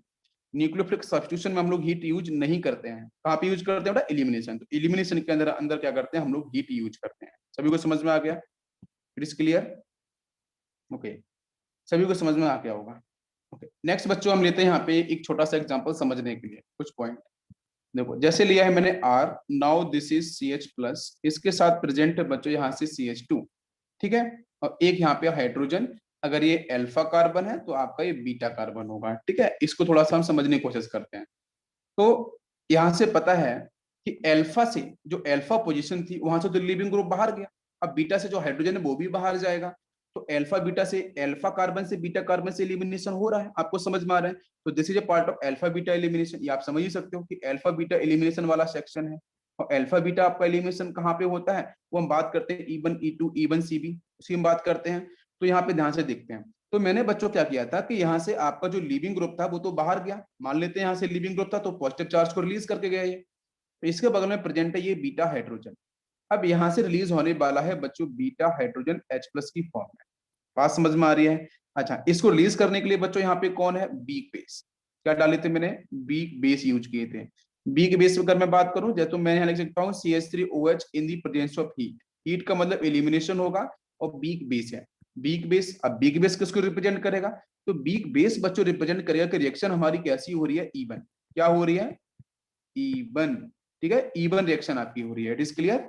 बिग बेस किसको डिफाइन करेगा? एलिमिनेशन इवन को डिफाइन करेगा, ठीक है। हीट क्या कर रहा है? एलिमिनेशन। बिग बेस बच्चों इवन की तरफ शिफ्ट होगा। भाई इवन है, E2 है, इवन CB क्या है? तो इवन का मतलब है कि यहाँ पे आपका बिग बेस। हीट का मतलब है एलिमिनेशन। CH3OH आपका बिग बेस है, that's why we will called कि आपका एलिमिनेशन के अंदर इवन वाला कैटेगरी होगी। समझ में आ गया? क्लियर है? हाइड्रोजन रिलीज होगा तो क्या बनेगा? RCH double bond CH2। हम एक साथ कॉम्पिटिटिव स्टडी भी करेंगे, पहले इसको हम थोड़ा समझ एक पॉइंट को, फिर हम इसके ऊपर स्टडी करेंगे, ठीक है। कंपेयर करेंगे सारे के सारे पॉइंट को, ध्यान दो। अब इसके बाद चलो मैंने इसी के साथ मैंने रिएजेंट चेंज किया है, मैंने डाला है बच्चों CH3OH। कोई हीट नहीं किया मैंने, कोई हीट नहीं दी मैंने, लिसन केयरफुली। मैंने यहाँ पे हीट दी थी, इलिमिनेशन हुआ था। यहाँ पर बच्चों मैंने हीट नहीं दी है, ठीक है, नो हीट। मैं हीटिंग नहीं इफेक्ट, हीट इफेक्ट शो नहीं कर रहा हूँ, तो हमारा रिएक्शन क्या अभी भी इलिमिनेशन से होगा। बच्चों देखो प्लीज, ये वीक बेस है, no doubt, it is a weak base, ठीक है, लेकिन हीट नहीं है। हीट नहीं है तो एलिमिनेशन नहीं होगा। एलिमिनेशन नहीं होगा तो बचा कौन सा सेक्शन? ना ही E1 होगा ना E2 होगा, एलिमिनेशन हो ही नहीं रहा है। तो बचा बच्चों सब्स्टिट्यूशन। हम लोगों ने पढ़ा है सब्स्टिट्यूशन। तो याद करो जब लीविंग ग्रुप बाहर गया था, एसएन के अंदर करो, SN1 SN2 हम लोगों ने पढ़ रखे हैं अच्छे से, है ना, उसके अदर सेक्शन भी। तो यहाँ से आपका अगर ये यहाँ पे हीट नहीं है तो एलिमिनेशन नहीं होगा, तो फिर क्या बचा? सब्स्टिट्यूशन। और सब्स्टिट्यूशन के अंदर कार्बोकैटायन फॉर्म कहाँ पे हुआ था जरा बताओ? और ये यहाँ पे क्या है? बिग बेस की तरह। तो अब बिग बेस तो बचा नहीं, तो बेटा ये करेगा यहाँ पे न्यूक्लियोफाइल की तरह। ये बात समझ में आ रही है? ये न्यूक्लियोफाइल की तरह वर्क करेगा।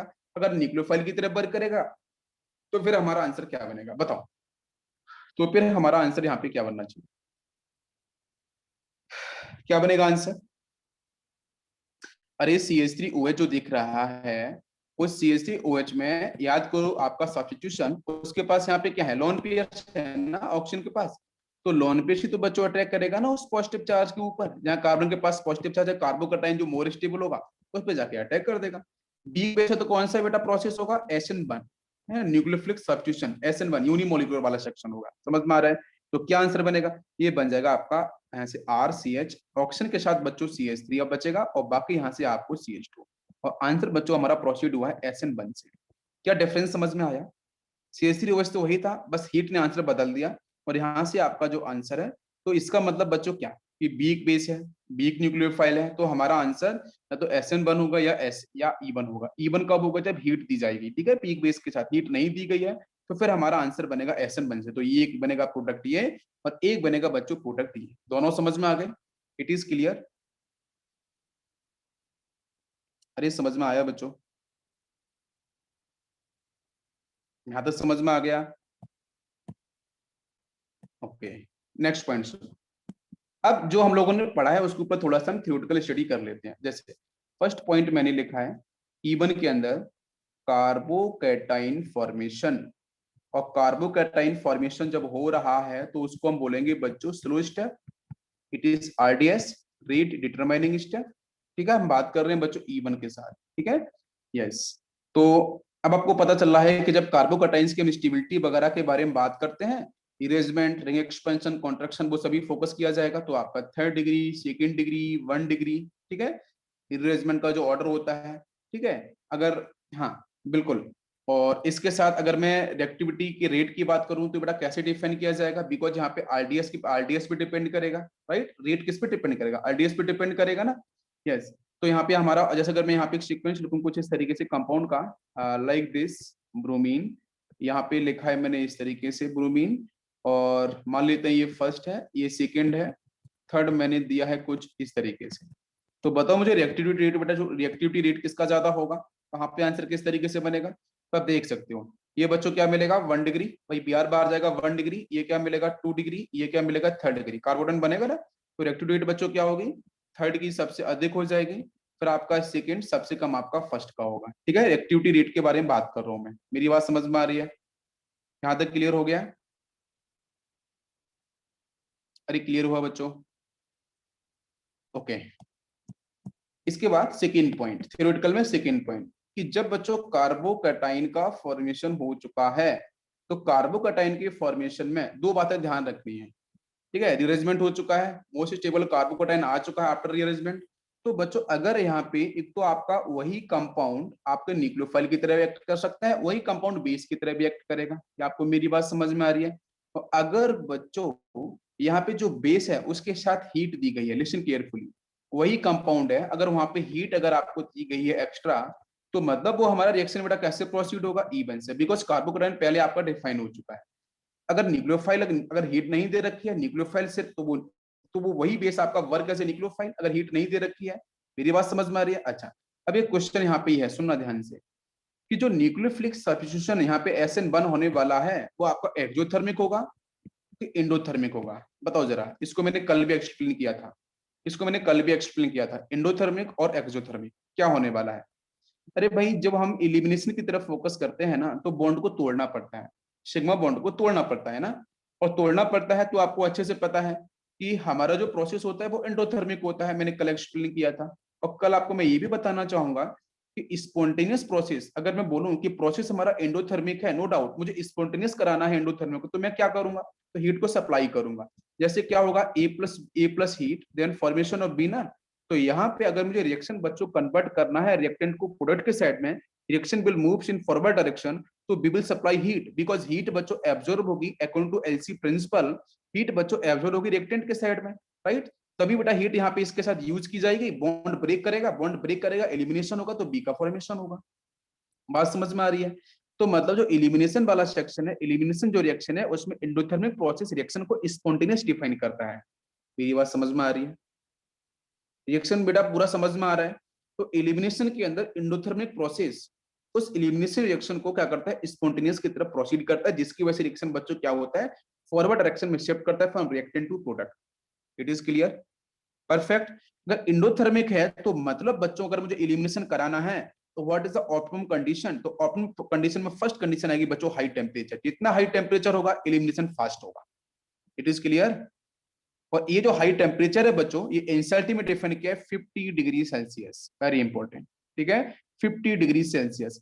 अगर बेटा टेम्परेचर 50 डिग्री सेल्सियस से ऊपर दे रखा है, अगर आपको ध्यान दो, अगर टेम्परेचर 50 डिग्री सेल्सियस से ऊपर दे रखा है, तो डेफिनेटली हम एलिमिनेशन ही कराएंगे, और प्रोसेस हमारा क्या होगा, क्या होगा बच्चों, एंडोथर्मिक प्रोसेस होगा। समझ में आ गया, करेक्ट है, यस। अब आते हैं सब्स्टिट्यूशन की तरफ।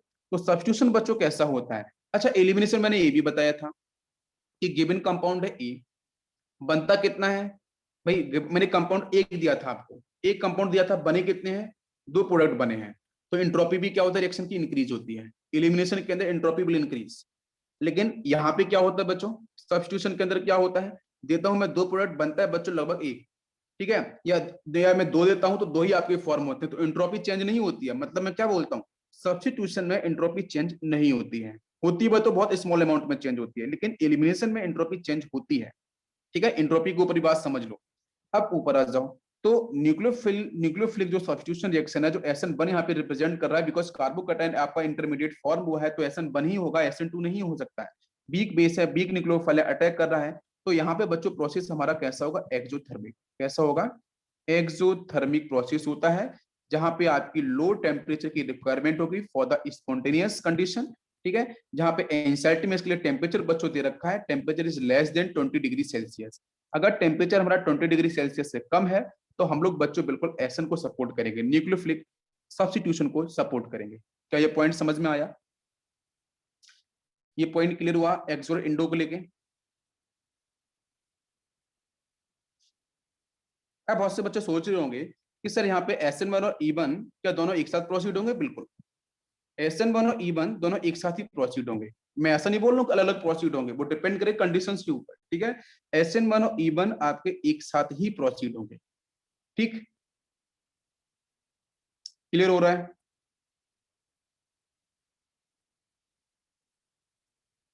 ओके, इसका बाद बेटा थर्ड पॉइंट थ्योरेटिकल पॉइंट है, तीसरा पॉइंट।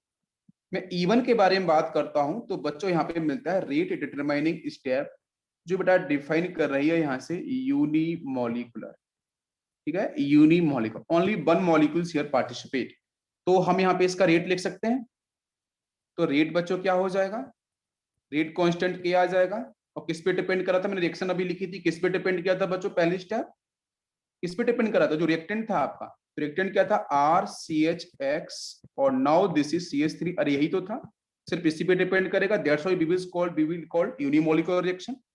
तो rate of reaction is unaffected by concentration of base. क्या मैं सही बोल रहा हूं? बताओ मुझे। Rate of reaction is unaffected by concentration of base. It is clear?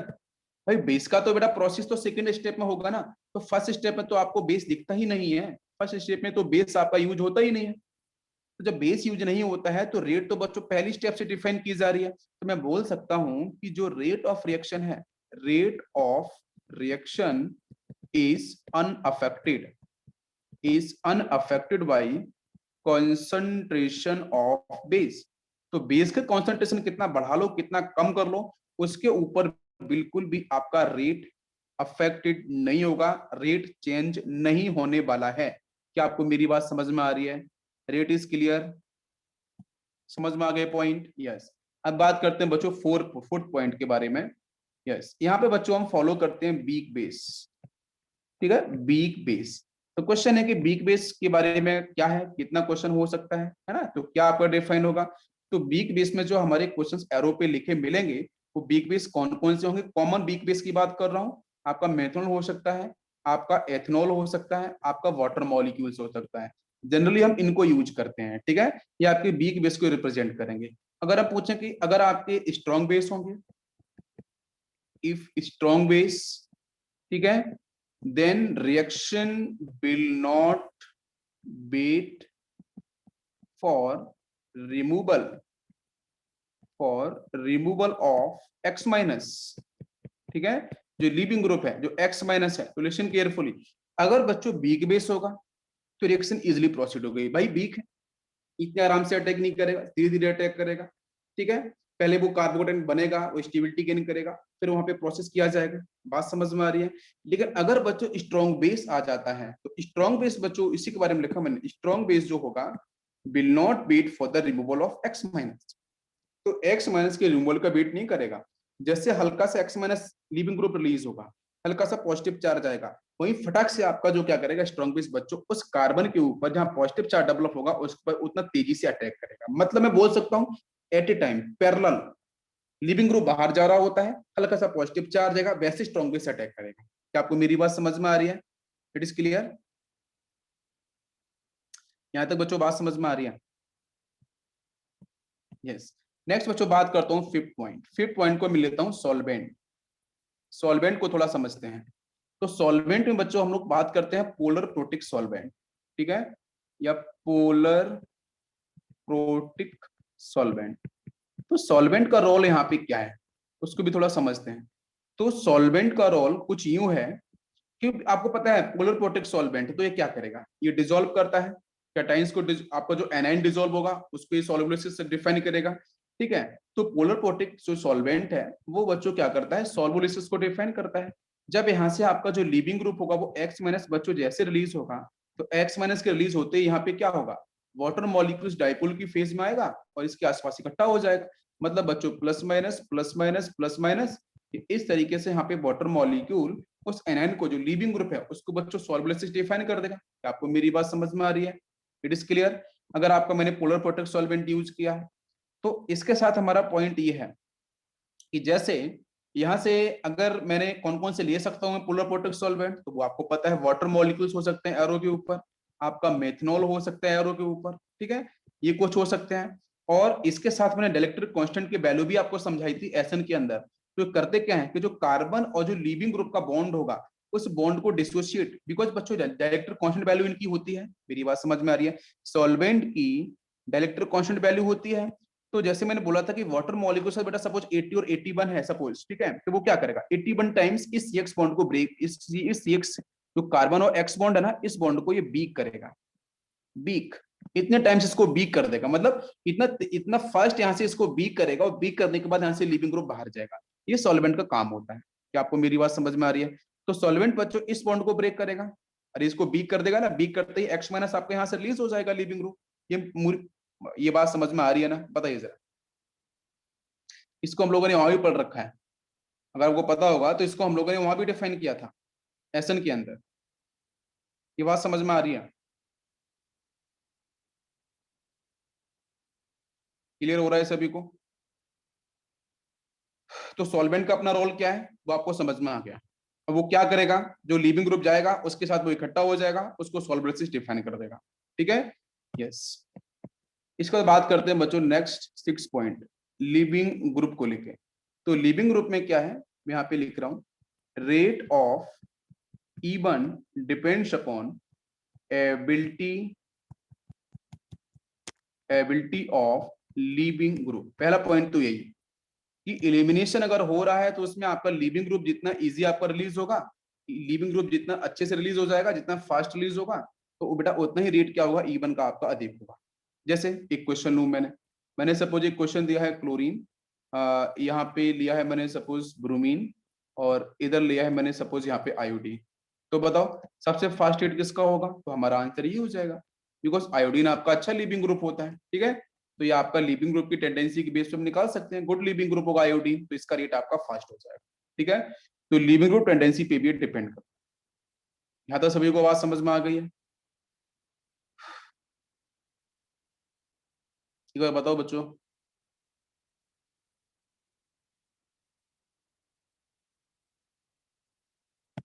Clear हो गया सभी को? यस। इसका बच्चों बात करते हैं, next point is the alkyl halide.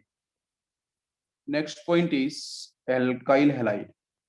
हम इवन ही पढ़ रहे हैं, तो जो रिएक्टेंट है उसको लेके भी समझते हैं। एल्काइल हैलाइड की बात करते हैं तो बच्चों यहाँ पे कार्बोकेटाइन का फॉर्मेशन होता है। तो थर्ड डिग्री आपका मैक्सिमम शो करेगा रिएक्शन, फिर आपका सेकेंड डिग्री, फिर आपका वन डिग्री, ठीक है। हम एल्काइल हैलाइड को लेके बात कर रहे हैं। जैसे क्वेश्चन लेता हूं मैं, ठीक है, जरा उसका आंसर करना। जैसे बच्चों मैंने क्वेश्चन लिया यहाँ पे CH3, बेटर भी बच्चों क्वेश्चन से ज्यादा समझ में आता है, थ्योरेटिकल तो आप थ्योरी आपको देखनी पड़ेगी एक बार, जो मैं बता रहा हूँ न्यूमेरिकल क्वेश्चंस करेंगे यहाँ पे ज्यादा आपको बेटर समझ में आएगा। जैसे मैंने यहाँ पे लिखा है CH3 CH, इसके साथ बच्चों मैंने यहाँ पे लगाया है एक लिविंग ग्रुप, तो लिविंग ग्रुप मैंने लगा लिया, चलो यहाँ Lg, और इसके साथ मैंने फॉलो किया है CH3, एरो पे लिखा है मैंने बच्चों यहाँ पे CH3OH, and temperature is 60 degree Celsius, है ना, 60 डिग्री सेल्सियस। और इसी के साथ में एक रिएक्शन यहाँ पे और देता हूँ पैरेलल, दोनों का आंसर निकालना है, ठीक है, दोनों को सॉल्व करना है। चलो इसको पहले फर्स्ट को सॉल्व करो, फिर सेकंड की तरफ चलते हैं। जरा इसको फर्स्ट को निकालो आंसर, फर्स्ट का आंसर कैसे निकाला जाएगा, क्या आपको समझ में आ रहा है? 60 डिग्री बच्चों दे रखा है, टेम्परेचर बच्चों हाई है जैसा भी मैंने बोला था, तो यहाँ पे क्या करेगा, इलिमिनेशन को सपोर्ट करेगा, ठीक है। पहले टेम्परेचर को फोकस करो, इलिमिनेशन को सपोर्ट करेगा। हमारा यहाँ से CH3OH बच्चों कैसा है, वीक बेस है ना, वीक बेस है, तो किसको सपोर्ट करेगा बेटा, इवन रिएक्शन को। इवन रिएक्शन में कोई डाउट है ही नहीं, पूरा का पूरा दिमाग में आ रहा है कि सबसे पहले बनेगा कार्बोकेटाइन, लिविंग ग्रुप को बेटा फटाक से बाहर निकाल दो, लिविंग ग्रुप बाहर चला जाएगा, और जाते ही बच्चों यहाँ से क्या होगा, ये Lg माइनस बाहर जाएगा, यहाँ पे आएगा positive charge, this is second degree carbocation, no rearrangement, कोई कंफ्यूजन नहीं होगा, सब कुछ ठीक ठाक बनेगा, ठीक है। अब इसके बगल में देख लो बेटा, तो यहाँ से आपका ये कार्बन अल्फा होगा, ये आपका बीटा 1 होगा, इधर आपका बीटा 2 होगा, तो होगा ना alpha beta elimination, 1 2 elimination. Yes. तो दोनों के पास बच्चों इक्वल नंबर में हाइड्रोजन है, तो अभी शेरजब हॉफमैन नहीं लगने वाला है, शेरजब हॉफमैन बताऊंगा कैसे लगता है, ठीक है, मेजर आंसर कौन सा बनता है। तो यहाँ से बच्चों दोनों जगह 3 3 हाइड्रोजन, तो कहीं से भी एक हाइड्रोजन को बाहर निकाल दो। तो मैंने निकाला बच्चों, सपोज यहाँ से निकाला, इस पोजीशन निकाला एक हाइड्रोजन, वो H+ की फॉर्म बाहर जाएगा, इलेक्ट्रॉन्स को रिलीज करेगा, अल्फा पोजीशन उसको स्टेबल करेगा, तो हमारा आंसर बन जाएगा यहाँ से आपका CH3 now this is CH double bond CH2। Process बेटा हो गया आपका इवन एलिमिनेशन। कोई कंफ्यूजन? पहचानना सिखा रहा हूँ, स्टेप बहुत ही स्लो स्लो बता रहा हूँ, बहुत सारी केसेस लूंगा मैं, आपको पता है मैं ऐसे केस लेने वाला हूँ जो आपको बिल्कुल सारी चीजें क्लियर कर देगा। अभी बेसिक से स्टार्ट कर रहा हूँ, समझ में आता जाएगा पूरा। ये समझ में आ गया पूरा? चलो इसके बाद मैं इसी में थोड़ा आपको करके देता हूँ। चलो यहाँ पे लिख के दिया मैंने CH3, ये आपका CH2 है यहाँ पे, नाउ दिस इज CH, और ये आपका प्रेजेंट है बच्चों यहाँ पे एक लिविंग ग्रुप, और दिस इज CH3। इसके साथ बच्चों मैंने फॉलो किया है वही CH3OH, and temperature is 10 degree Celsius. चलो प्रोसीड करो, क्या आंसर बनेगा बताओ? आप समझ में आ जाएगा, बिल्कुल इजी है, बिल्कुल इजी समझ में आएगा। जल्दी से बताओ आंसर क्या होना चाहिए, कौन सा मैकेनिज्म यहाँ पे फॉलो किया जाएगा? यहाँ सबसे पहले बच्चों क्या होगा भाई, यही लिविंग ग्रुप यहाँ से एलिमिनेट होगा, लिविंग ग्रुप बाहर चला जाएगा, but this temperature will define कि रिएक्शन हमारा एलिमिनेशन नहीं होने वाला है, रिएक्शन हमारा SN1 होने वाला है, ठीक है। और वैसे भी बच्चों मुझे नहीं पता कि SN1 SN2 होगा, लेकिन सब्स्टिट्यूशन तो होगा। अब SN1 SN2 में से कौन सा होगा, लेट्स चेक। तो ऊपर बच्चों CH3OH क्या बोल रहा है कि भाई मैं तो भाई यहाँ से वीक बेस हूँ, मैं यहाँ से वीक न्यूक्लियोफाइल हूँ, तो मेरे पास तो कोई ऐसे एक्स्ट्रा पावर है ही नहीं, तो ठीक है, तो मेरा रिएक्शन SN2 से भी नहीं होगा, मेरा रिएक्शन SN1 से होगा। इससे क्या बात समझ में आ रही है? परफेक्ट। लिविंग ग्रुप को बाहर निकालो, यहाँ पे बनेगा आपका पॉजिटिव चार्ज। तो मैंने बोला था कि कंफ्यूजन होता है सेकंड डिग्री को लेके, वन डिग्री में कोई कंफ्यूजन नहीं, वन डिग्री में कोई कंफ्यूजन नहीं, थर्ड डिग्री में कंफ्यूजन नहीं, थर्ड डिग्री का SN2 प्रोसीड होता है, वन डिग्री के अंदर SN1 होता है, बस यहाँ पे आपको देखना है। बस सेकंड डिग्री कार्बोकेटन बनेगा, रीअरेंजमेंट हो नहीं सकता है, लेकिन temperature and solvent that will define reaction क्या होने वाली है, SN1 होने वाली है। समझ में आ रहा है पूरा का पूरा आंसर? बना लो बच्चों, टू स्टेप प्रोसेस होगा, कार्बोकेटन बनेगा, रीअरेंजमेंट होगा, तो क्या अटैच करेगा, तो जो पॉजिटिव चार्ज है उसके ऊपर बच्चों अटैक करेगा आपका ऑक्सीजन का लोन पेयर। क्या आपको मेरी बात समझ में आ रही है? हम लोगों ने पढ़ा था ये बच्चों यहाँ पे अटैक करेगा तो ऑक्सीजन के पास आएगा पॉजिटिव चार्ज, H यहाँ से रिलीज हो जाएगा, तो बेटा यहाँ मिल जाएगा आपका मिथॉक्सी सेक्शन। तो ये बन गया आपका CH3 कार्बन, ऑक्सीजन के साथ बच्चों आपका मिथाइल, एंड आपका CH3 बाकी एक हाइड्रोजन। तो ये आपका बनेगा फाइनल प्रोडक्ट, मतलब ईथर का फॉर्मेशन हो गया है, ठीक है, ईथर का फॉर्मेशन आपका हो गया है। किसी को कंफ्यूजन? अब पूरा का पूरा बात सबको समझ में आ जाएगा अच्छे से। मैकेनिज्म क्लियर हो गया? अरे मैकेनिज्म बच्चों समझ में आया? इजी था क्वेश्चन। चलो नेक्स्ट क्वेश्चन देखते हैं, जरा उसका आंसर निकालना। नेक्स्ट क्वेश्चन है, बहुत ही बेसिक से मैं क्वेश्चन लेना स्टार्ट कर रहा हूँ, और देखना बहुत हायर लेवल तक लेके जाऊंगा मैं। यहाँ से CH है, यहाँ से ब्रोमीन है, यहाँ से आपका CH3 है। चलो जल्दी से आंसर बनाओ बच्चों। CH3OH, temperature is 80 degree Celsius. जब बताओ जल्दी से आंसर, क्या आंसर होगा? यस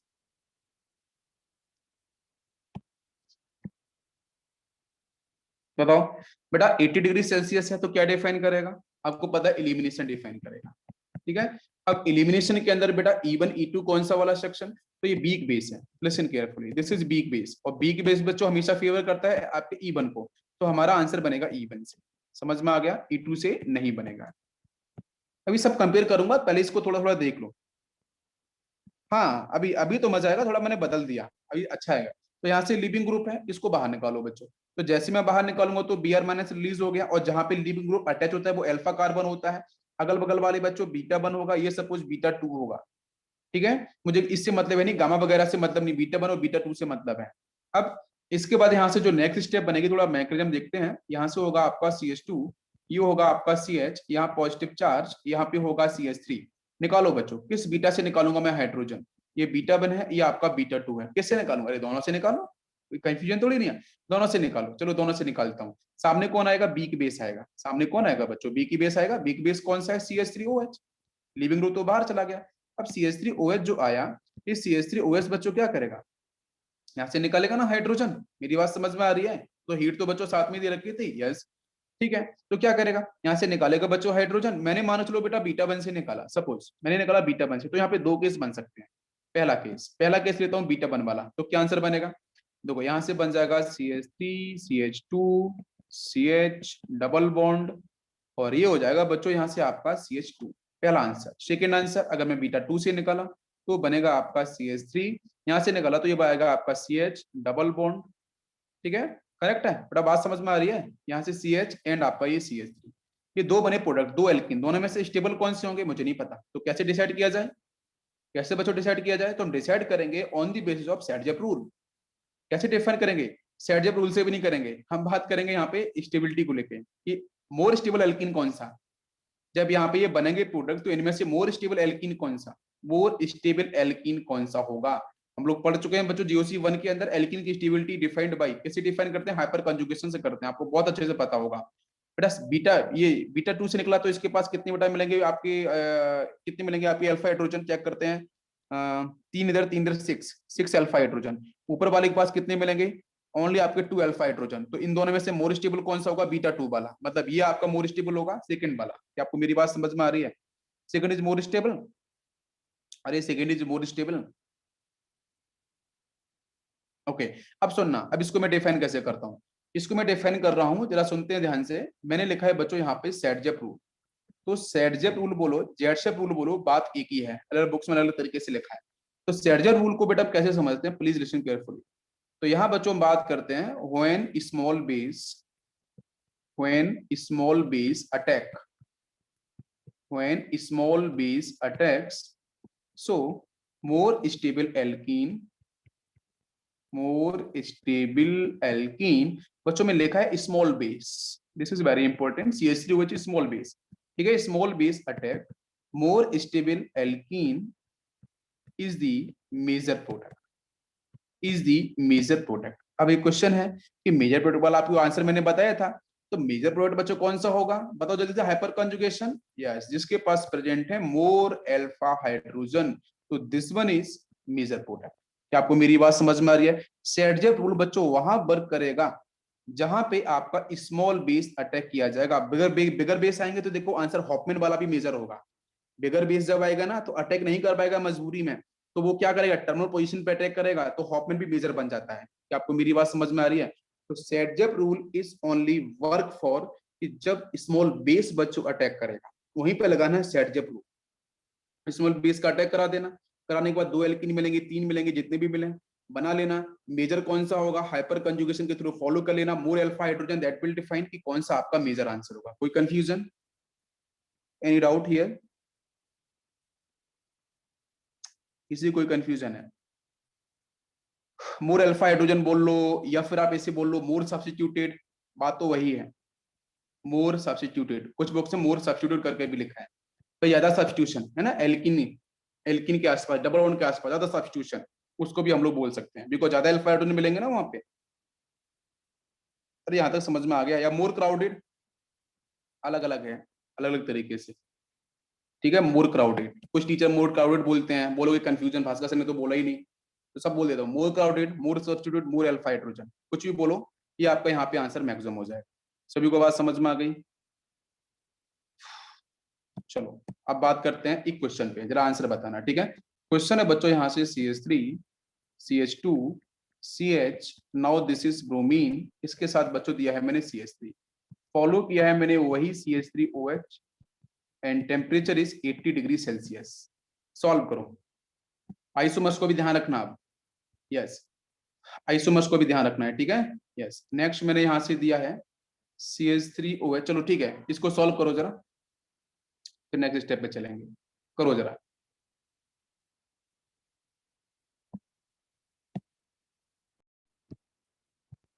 चलो देखते हैं बच्चों यहाँ से क्या आंसर बनेगा, ठीक है। अच्छा मैंने यहाँ पे बच्चों टेम्परेचर दिया है 80 डिग्री सेल्सियस, टेम्परेचर दिया है मैंने 80 डिग्री सेल्सियस, तो ये बच्चों क्या डिफाइन कर रहा है, ये डिफाइन कर रहा है बच्चों इलिमिनेशन, ठीक है, इलिमिनेशन। अब इस इलिमिनेशन में कौन सा पार्ट है बच्चों, ऊपर देखना पड़ेगा, तो ये बेटा यहाँ पे CH3OH दे रखा है, CH3OH आपको पता है वीक बेस है, तो आपका डेफिनेटली आंसर क्या होगा, E1 होगा। अभी E1 ही पढ़ रहे हैं हम लोग, ठीक है, चलो रिएक्शन बनाते हैं, क्या आंसर बनेगा। तो देखो यार यहाँ से हम आंसर बिल्कुल इजी सॉल्व कर सकते हैं। तो फर्स्ट केस में देखो क्या होगा, ब्रोमीन बाहर जाएगा, गुड लिविंग ग्रुप है, तो यहाँ से निकल जाएगा Br-, ठीक है, यहाँ पे आएगा पॉजिटिव चार्ज, इसके पास बीटा 1 ये है, बीटा 2 ये है, निकाल दी मैंने हाइड्रोजन, तो यहाँ से 2 केस बन गए, 2 प्रोडक्ट आपके मिल गए। पहला प्रोडक्ट बच्चों कौन सा मिला होगा, ये मिला होगा CH3 CH2 एंड आपका यहाँ से CH डबल बॉन्ड CH2, एक मिला होगा आपको यहाँ से CH3, now this is CH double bond CH and बच्चों CH3, यही मिला होगा।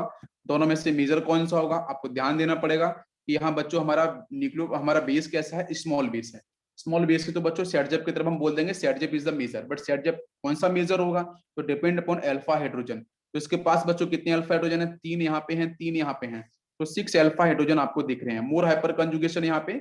इसके पास बच्चों क्या दिख रहा है, देखो यहाँ पे सिर्फ 2 ही अल्फा हाइड्रोजन है, तो 2 अल्फा हाइड्रोजन, तो इसके पास हाइपर कंजुगेशन लेस। तो मोस्ट स्टेबल कौन सा होगा, ये वाला है, लेकिन तो इसको हम बोल देंगे दिस इज सेटजब प्रोडक्ट। समझ में आ गया, एसपी, दिस इज सेटजब प्रोडक्ट। और सेटजब वाला प्रोडक्ट बच्चों यहाँ पे कितना अराउंड होता है, ये आपका होता है 80% के अराउंड। ये एनसीईआरटी ने बोला हुआ है, मैथमेटिकली ड्राइव करने की जरूरत नहीं है, ठीक है, 80%। और ये बच्चों आपका लेस स्टेबल है, ये होता है समथिंग बेटा आपका यहाँ पे 20%, ठीक है। और जो 20% है वही आपका बोला जाता है Hofmann product, this is a Hofmann product. वो होगा सेटजेब, ये होगा हॉफमैन। बात समझ में आ गई, सेटजेब हॉफमैन कैसे आपको पहचानना है, कोई खास रूल्स नहीं है, सिंपल सा स्टेटमेंट वाइज चीजें बनती हैं और आपको यहाँ पे टिक करना होगा। कोई कंफ्यूजन है किसी को, बताओ, एनी डाउट?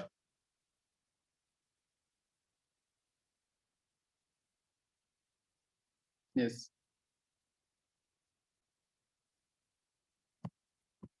नहीं, ठीक है। अब देखो, अब इसके बाद देखना है यहाँ पे कि अगर बच्चों में यहाँ पे एक्सप्लेन करूं सिस और ट्रांस को लेकर, जरा उसको भी समझते हैं। जैसे मान लो मैंने वही कंपाउंड दिया है, CH3 दिया है, CH2 दिया है, CH दिया है, और मैंने यहाँ पे CH3 दिया है। सपोज इसके साथ मैंने ब्रोमीन लगा के दिया, टेम्परेचर बच्चों वही है आपका, CH3OH फॉलो किया है मैंने, और 80 डिग्री सेल्सियस। थोड़ा और एक अंदर पैटर्न पे चलते हैं स्टीरियोकेमिस्ट्री की तरफ। तो मैंने बच्चों क्या करा है कि यहाँ से मैंने क्या किया है कि ये ब्रोमीन तो मैंने रिलीज किया है, और ब्रोमीन रिलीज कर दिया मैंने। तो 2 केस बने थे, एक तो आपका अल्फा बन यहाँ, बीटा बन यहाँ पे, बीटा 2 यहाँ पे, ठीक है। मैं बीटा 2 की बात कर रहा था, तो बीटा 2 से निकला तो डबल बॉन्ड यहाँ पे आया था, याद करो डबल बॉन्ड यहाँ आया था। और वो बेटा क्या हुआ था, हॉफमैन प्रोडक्ट हुआ था, राइट। हॉफमैन प्रोडक्ट वो लेस स्टेबल था। तो मैं क्या करता हूँ, बीटा 2 तो अनस्टेबल हो रहा था, बीटा 2 से जो कहानी बन रही थी वो हॉफमैन बना रहा था, उसको छोड़ दो। मैं बात करता हूँ आपके बीटा वन को लेकर। तो बीटा वन से जब निकाला मैंने हाइड्रोजन, तो बच्चों यहाँ से आपको 2 प्रोडक्ट आपको डिफाइन हो सकते हैं। हालांकि मैंने आपको एक ही प्रोडक्ट बोला था, ठीक है, विदाउट स्टीरियोकेमिस्ट्री। आपने सीधा आंसर टिक किया कि सर यहाँ से जो बनेगा वो आपका बनेगा CH3, CH double bond CH and आपका CH3। इसके पास 6 अल्फा हाइड्रोजन है, इसका आपका जो 6 अल्फा हाइड्रोजन है, जिससे इसका जो परसेंटेज है बच्चों वो आपका 80% होगा, और यही आपका बोला जाएगा सेटजब प्रोडक्ट, राइट। ओके, लेकिन इस बार में स्टीरियो केमिस्ट्री पे क्वेश्चन अगर पूछ देता है एग्जामिनर, तो हमें कैसे करना होगा, तो डिफाइन करना पड़ेगा, दिमाग में लाना पड़ेगा। सिस और ट्रांस, एल्कीन बनना है, सिस और ट्रांस बन सकते हैं। तो स्पेस के अंदर देखेंगे अरेंजमेंट, तो कार्बन डबल बॉन्ड कार्बन, यहाँ पे आप लगा सकते हैं CH3, now this is hydrogen, hydrogen and आपका यहाँ पे CH3। इसी तरीके से मैं एक कंपाउंड और ओरिएंटेशन कर सकता हूँ यहाँ पे कुछ इस तरीके से, लाइक यहाँ पे मैं ले सकता हूँ, यहाँ पे हाइड्रोजन, यहाँ पे CH3, नीचे CH3 कर लेते हैं, यहाँ पे हाइड्रोजन। अब इन दोनों में से स्टेबल कौन सा, अब इन दोनों में से बच्चों स्टेबल कौन सा बताओ, CH3 सेम साइड है ना, यहाँ पे CH3 अपोजिट साइड। मेरी बात समझ में आ रही है, यहाँ पे अपोजिट साइड है, तो नीचे वाला कौन सा होगा ट्रांस, ऊपर वाला कौन सा होगा सिस। और आपको अच्छे से पता है कि ट्रांस इज मोर स्टेबल।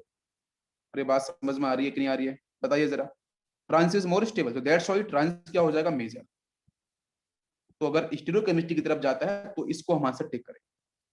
समझ में आ गया यहाँ तक, कोई कंफ्यूजन है, क्लियर हुआ सभी को? यस, नेक्स्ट क्वेश्चन लेते हैं। नेक्स्ट क्वेश्चन यहाँ पे है CH3 and CH, CH3 CH2 and now this is bromine. इसके साथ बच्चों हम फॉलो कर रहे हैं water molecules and temperature is 60 degree Celsius. Solve करो इसे, सॉल्व करो, क्या आंसर होगा।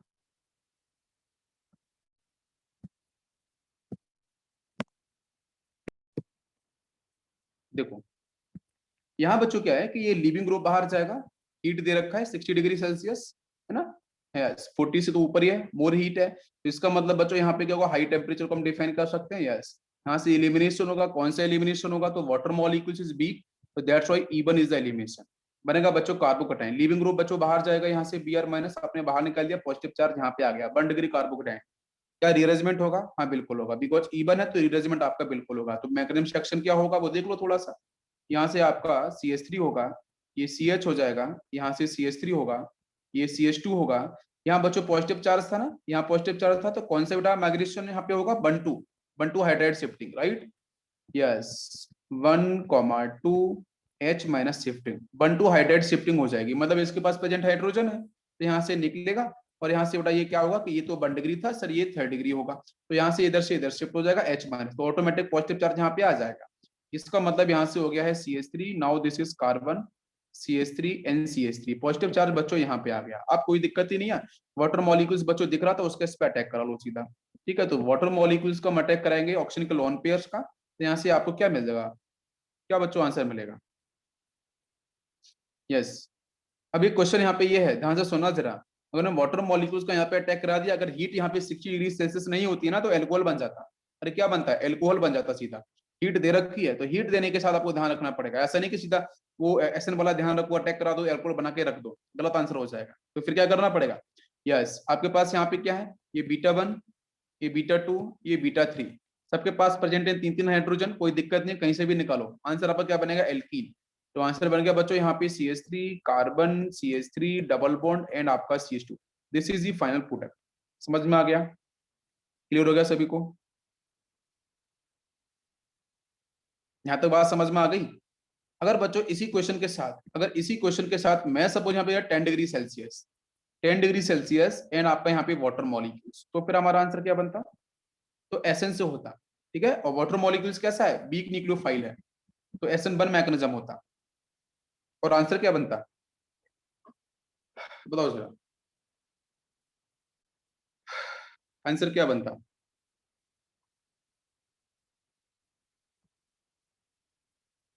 आंसर क्या बनता बच्चों? रीअरेंजमेंट तो होता ना। रीअरेंजमेंट तो होता है ना, कि पॉजिटिव बनता तो जाता है, ये तो स्पीसीज दोनों में मिलती कॉमन, ठीक है। तो अटैक कहाँ पे होता है, इस पोजीशन पे ना।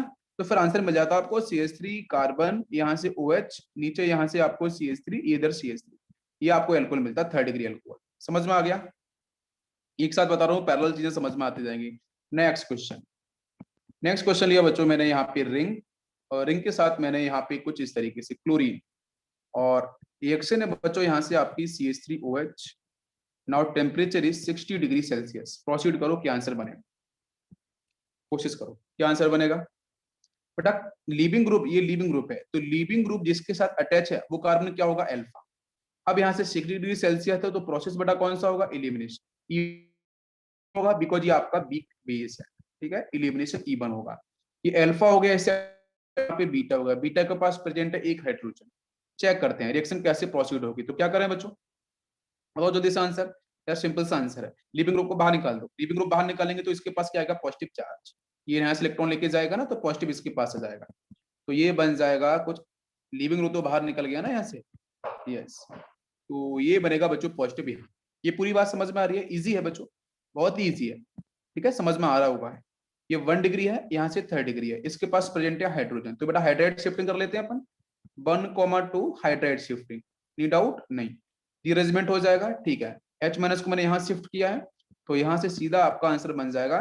तो हम आ चुके हैं जेई मेंस की तरफ धीरे धीरे, है ना, सीईटी से स्टार्ट किया था, मेंस की तरफ हम शिफ्ट कर रहे हैं धीरे धीरे, एनसीईआरटी का भी क्वेश्चन लेना जरूरी होता है, ठीक है।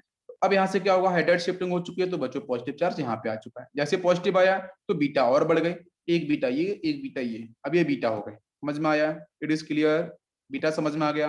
पहले बीटा कौन सा था, ये वाला था, इरेजमेंट हुआ बिकॉज इवन मैकेनिज्म है, तो अब बीटा बदल गए हैं, ये बीटा 1, बीटा 2, बीटा 3, ठीक है। अरे दिस वन है ना, दिस वन, इसको मैं सर्कल कर रहा हूँ, ठीक है। यस, अब बच्चों यहाँ से कैसे निकाला जाए आंसर, बताओ। मोर स्टेबल निकलना पड़ेगा ना, मेजर माइनर, तो मैं क्या करूंगा, इसके पास कितने हाइड्रोजन है, 2 हाइड्रोजन, ध्यान देना। इसके पास कितने हाइड्रोजन है बच्चों, 3 हाइड्रोजन होंगे। इसके पास कितने हाइड्रोजन है, 2 हाइड्रोजन है, तो कोई इशू नहीं है। आप बीटा 2 और बीटा 3 से निकालोगे तो सेम आंसर बनेगा। मेरी बात समझ में आ रही है? सेम आंसर बनेगा।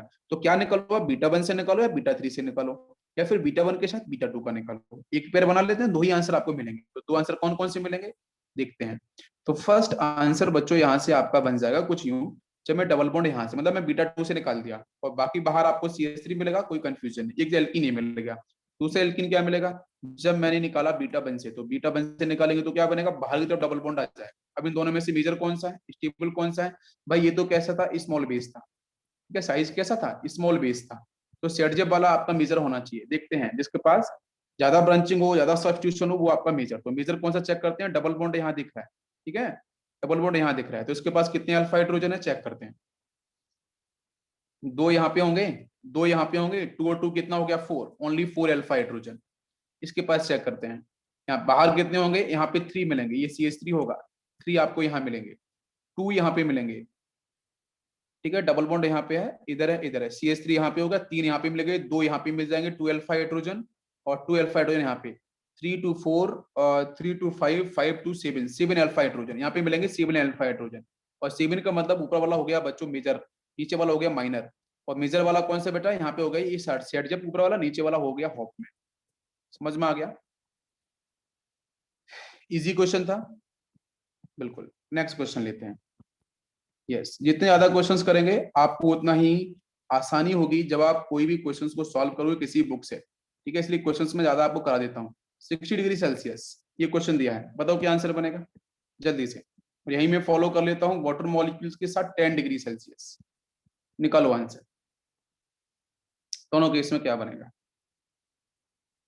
फर्स्ट केस का तो इजी है बच्चों, कौन सा मैकेनिज्म होगा, E1। आप बना सकते हो, कोई इश्यू है इसमें? नेक्स्ट में क्या होगा, SN1 होगा, हो जाएगा ना सभी से सॉल्व। अरे सभी से सॉल्व हो जाएगा, इरेजमेंट वगैरह होगा, करके देख लेना, ठीक है? तो मैं इसको होमवर्क देता हूँ, ठीक है? इसको ट्राई करना। अरे बन जाएगा बच्चों, है ना, इजी है क्वेश्चन, डिफिकल्ट नहीं है, एक बार ट्राई करना, बन जाएगा दोनों। मैं रिएक्शन मैकेनिज्म आपको लिख ही दिया, तो फिर तो कोई कंफ्यूजन की बात ही नहीं है ना, होना चाहिए ना सभी से। क्लियर हो गया? चलो, इसके बाद बच्चों नेक्स्ट बात होगी आपकी एल्कोहल। नेक्स्ट हम लोग बात करेंगे एल्कोहल को लेके, ठीक है? तो एल्कोहल में आपका एलिमिनेशन इवन मैकेनिज्म कैसे होता है। एल्कोहल के साथ बच्चों आता है डिहाइड्रेशन, ठीक है? एल्कोहल के साथ बच्चों क्या आता है प्रोसेस, इसको बोलते हैं डिहाइड्रेशन। और डिहाइड्रेशन का मतलब बच्चों होता है रिमूवल ऑफ वाटर मॉलिक्यूल्स। तो वाटर मॉलिक्यूल्स एलिमिनेट कैसे होंगे, तो जैसे एक मैं छोटा सा क्वेश्चन लेता हूँ, RCH एंड आपका CH3। मैंने यहाँ पे अल्फा लिया है, मैंने यहाँ पे बीटा लिया, बिकॉज यहाँ पे प्रेजेंट था OH, है ना? तो जहाँ पे फंक्शन ग्रुप अटैच है उसको हम अल्फा बोलेंगे, बगल वाले को बीटा बोलेंगे। इसमें मैकेनिज्म कैसे होता है डिहाइड्रेशन का, प्लीज समझते हैं बच्चों, ठीक है? यस, तो क्वेश्चन हमारा देखो ये है कि हम एल्कोहल से अगर डिहाइड्रेशन कराएंगे तो रिएजेंट कौन सी फॉलो करते हैं। इंपॉर्टेंट पॉइंट इज रिएजेंट हम कौन से फॉलो करते हैं। तो रिएजेंट बच्चों हम जनरली फॉलो करते हैं कॉन्सेंट्रेटेड H2SO4, ये है ना, कॉन्सेंट्रेटेड H2SO4 फॉलो करते हैं, ठीक है? नाउ क्वेश्चन इज दिस कि बच्चों कॉन्सेंट्रेटेड H2SO4 है, it is a strong acid. तो स्ट्रॉन्ग एसिड से बच्चों निकलने वाले जो बेस होते हैं, जो कंजुगेट बेस होते हैं, वो वीक होते हैं, आपको पता है। तो मैं बोल सकता हूँ कि it is a weak base. क्या आपको मेरी बात समझ में आ रही है? क्लियर? वीक बेस है तो एलिमिनेशन इवन से प्रोसीड होगा, कोई कंफ्यूजन इसमें नहीं। यहाँ बच्चों हम लोग H3PO4 को भी फॉलो करते हैं, यस। तो देखते हैं रिएक्शन प्रोसीड कैसे किया जाएगा, थोड़ा सा उसको समझने की कोशिश करते हैं मैकेनिज्म को। तो मैंने बच्चों यहाँ पे क्या लिया है फर्स्ट स्टेप के अंदर, इसको बस करते हैं। तो पहली स्टेप लिया मैंने H2SO4। तो H2SO4 का स्ट्रक्चर क्या होता है वो देखते हैं। Sulphur, double bond O, double bond O, next आपका यहाँ पे OH और यहाँ पे आपका OH हो गया H2SO4। पहली स्टेप बच्चों यहाँ पे क्या होने वाली है, सुनना ध्यान से। फर्स्ट स्टेप के अंदर यहाँ से ये जो एसिडिक हाइड्रोजन है, यहाँ पे ये एसिडिक हाइड्रोजन है, कोई सा एक निकलेगा बच्चों एसिडिक हाइड्रोजन। और दिख रहा है आपको यहाँ पे ऑक्सीजन के पास लोन पेयर, यहाँ से H+ है, वो जाके यहाँ पे अटैक करेगा। जैसे बच्चों उसने अटैक किया तो वो क्या बन गया, वहां से बन गया है RCH, ये बन गया है आपका ऑक्सीजन पे पॉजिटिव चार्ज आ जाएगा, ठीक है? इसने लोन पेयर्स दिए हैं। यहाँ पे आपको दिख रहा है CH3। ये आपका यहाँ पे क्या हो चुका बच्चों, ये कौन सा प्रोसेस हुआ है, this is protonation. This is A protonation, मतलब H+ का अटैक हुआ है, this is A protonation. Acid ने प्रोटोन को दिया है अल्कोहल को, this is called protonation process.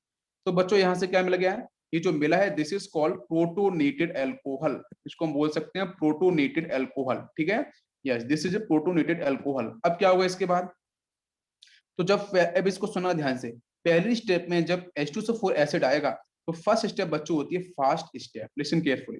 First step बच्चों होगी फास्ट स्टेप, H+ बहुत तेजी से अटैक करेगा, पहली स्टेप हमेशा यहाँ पे फास्ट होगी, बनेगा प्रोटोनेटेड अल्कोहल। फिर बच्चों होगी आपकी स्लो स्टेप, स्लो स्टेप होगी जिसको बोलते हैं RDS। सेकेंड स्टेप है स्लो स्टेप, और स्लो स्टेप में क्या होगा, जहाँ पे पॉजिटिव चार्ज है सिग्मा यहाँ से लेगा बाहर निकल जाएगा, तो यहाँ से मिल जाएगा आपको RCS पॉजिटिव चार्ज, और इसके साथ बच्चों प्रेजेंट है CH3, और यहाँ से रिलीज होगा ये पूरा का पूरा आपका यहाँ से वाटर मॉलिक्यूल्स, ये बाहर चला गया, मिल गया कार्बोकाटाइन। अब जो कार्बोकाटाइन मिला है तो वहाँ पे रिअरेंजमेंट वगैरह हो सकता है कि नहीं हो सकता है, कोई चांसेस है क्या, कोई चांसेस नहीं है, ठीक है? तो अब इसके पास क्या प्रेजेंट है बच्चों, ये बीटा, बीटा इधर प्रेजेंट है, यहाँ से निकाल दो हाइड्रोजन तो बनेगा आपका सीधा यहाँ से एल्कीन। अरे H+ रिलीज हो जाएगा ना, इधर इलेक्ट्रॉन को छोड़ के जाएगा, तो यहाँ से बन जाएगा RCH डबल बॉन्ड CH2, ठीक है? तो ये बनेगा फाइनल आपका एल्कीन। तो ये प्रोसेस क्या होगा बेटा, एल्कोहल से हम किस तरीके से हम बनाते हैं alkene, with the help of dehydration, इसका नाम होगा प्रोसेस का, ठीक है? और यहाँ पे हम लोग फॉलो करते हैं बच्चों कॉन्सेंट्रेटेड H2SO4, या हम फॉलो करते हैं H3PO4, ठीक है, H3PO4 को भी हम लोग, फास्फोरिक एसिड को भी हम लोग फॉलो कर सकते हैं। ठीक है, समझ में आ गया? चलो